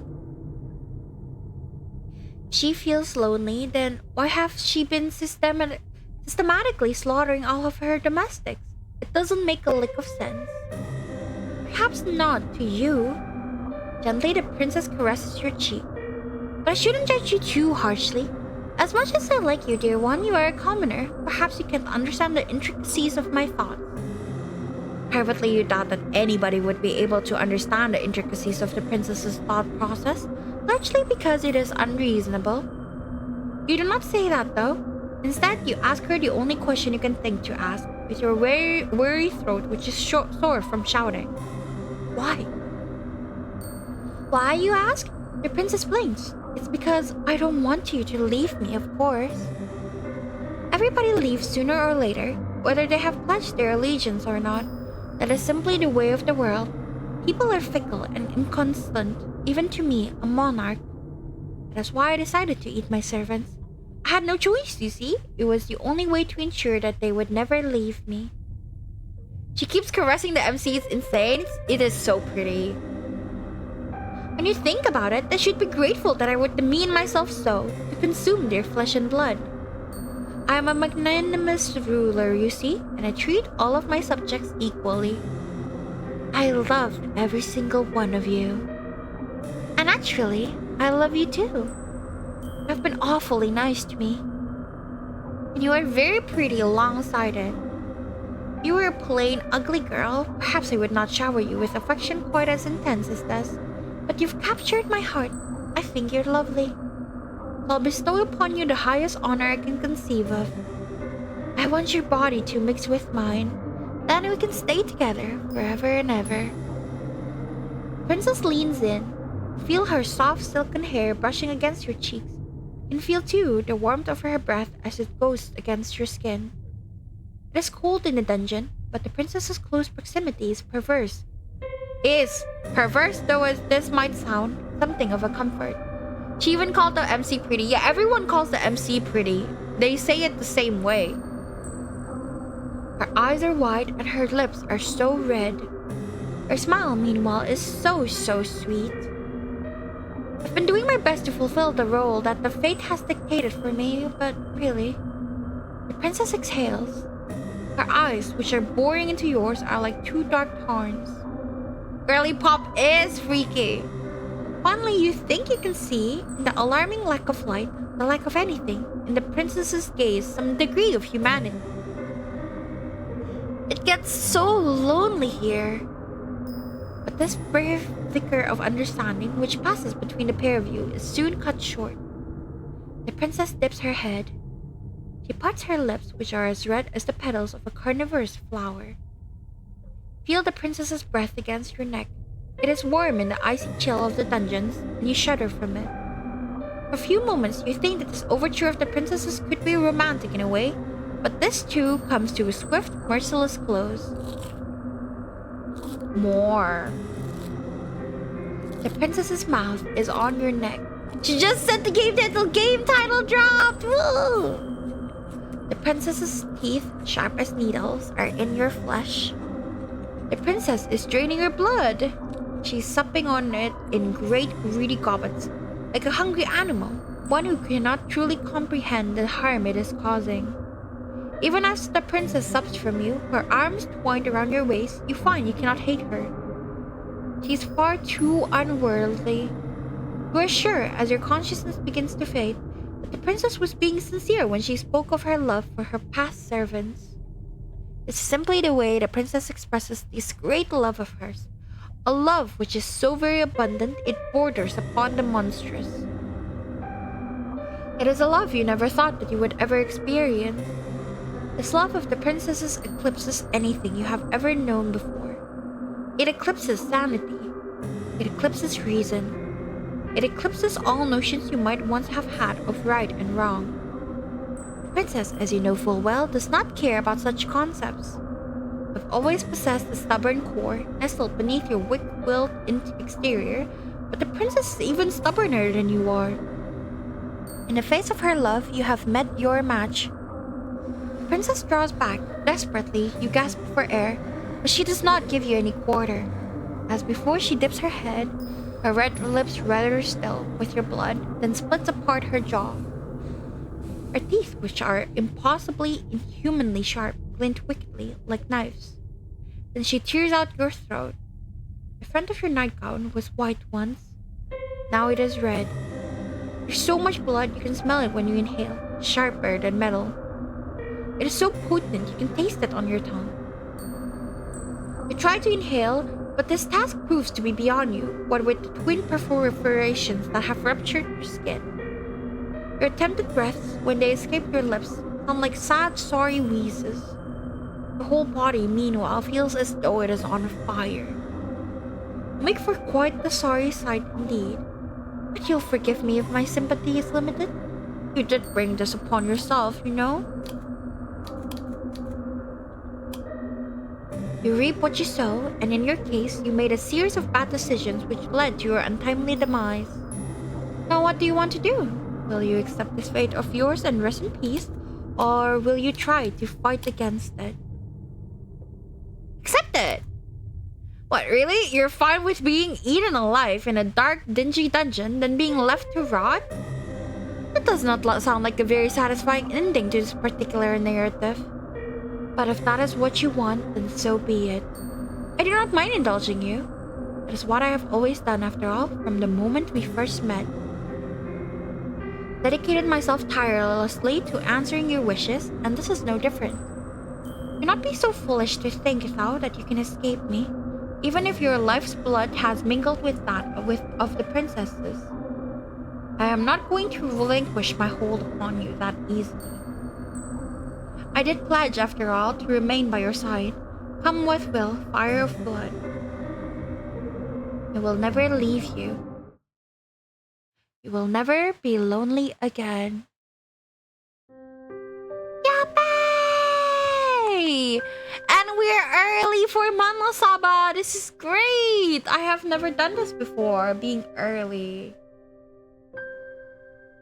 But yeah. I think my favorite is still the mermaid. I think that is like the best way to die. The gravedigger just wants to dig graves, right? Like, she doesn't even love you. The princess loves you, but being eaten alive is very, very painful. But the mermaid wants to keep you and adorn you and love you even if you're a corpse, you know? So I think the mermaid is the best one, and also it's just so very pretty. Yeah, it's just so very... Such a shame that we only get one drawing. Well, I guess in this one. It's just so gorgeous. Yes. We still have 2 more drawings to go. Insane necrophilic mermaid. I mean, I guess so. She kind of cray-cray. But aren't all the girls cray-cray? I like the mermaid the most, I think, yeah. Because at least she loves us. That's the best we could ask for, really. In this type of game. Yeah, thank you for the pipe statement. Now, I will be taking a short 10-minute break before it is time for me to do Manosaba with Unli. I'm gonna go refill my water bottle, go to the toilet. My throat hurts. It is a weird game. It is a dark fantasy Yuri game, but I'm very interested in the next route because Tai said that it is like long and it's like the final route. So I am looking forward to it. I just hope I don't kill my voice while reading it. Yeah, my voice hurts now, so I want a little break. So yeah, see you guys for Manosaba, hopefully. I will be right back.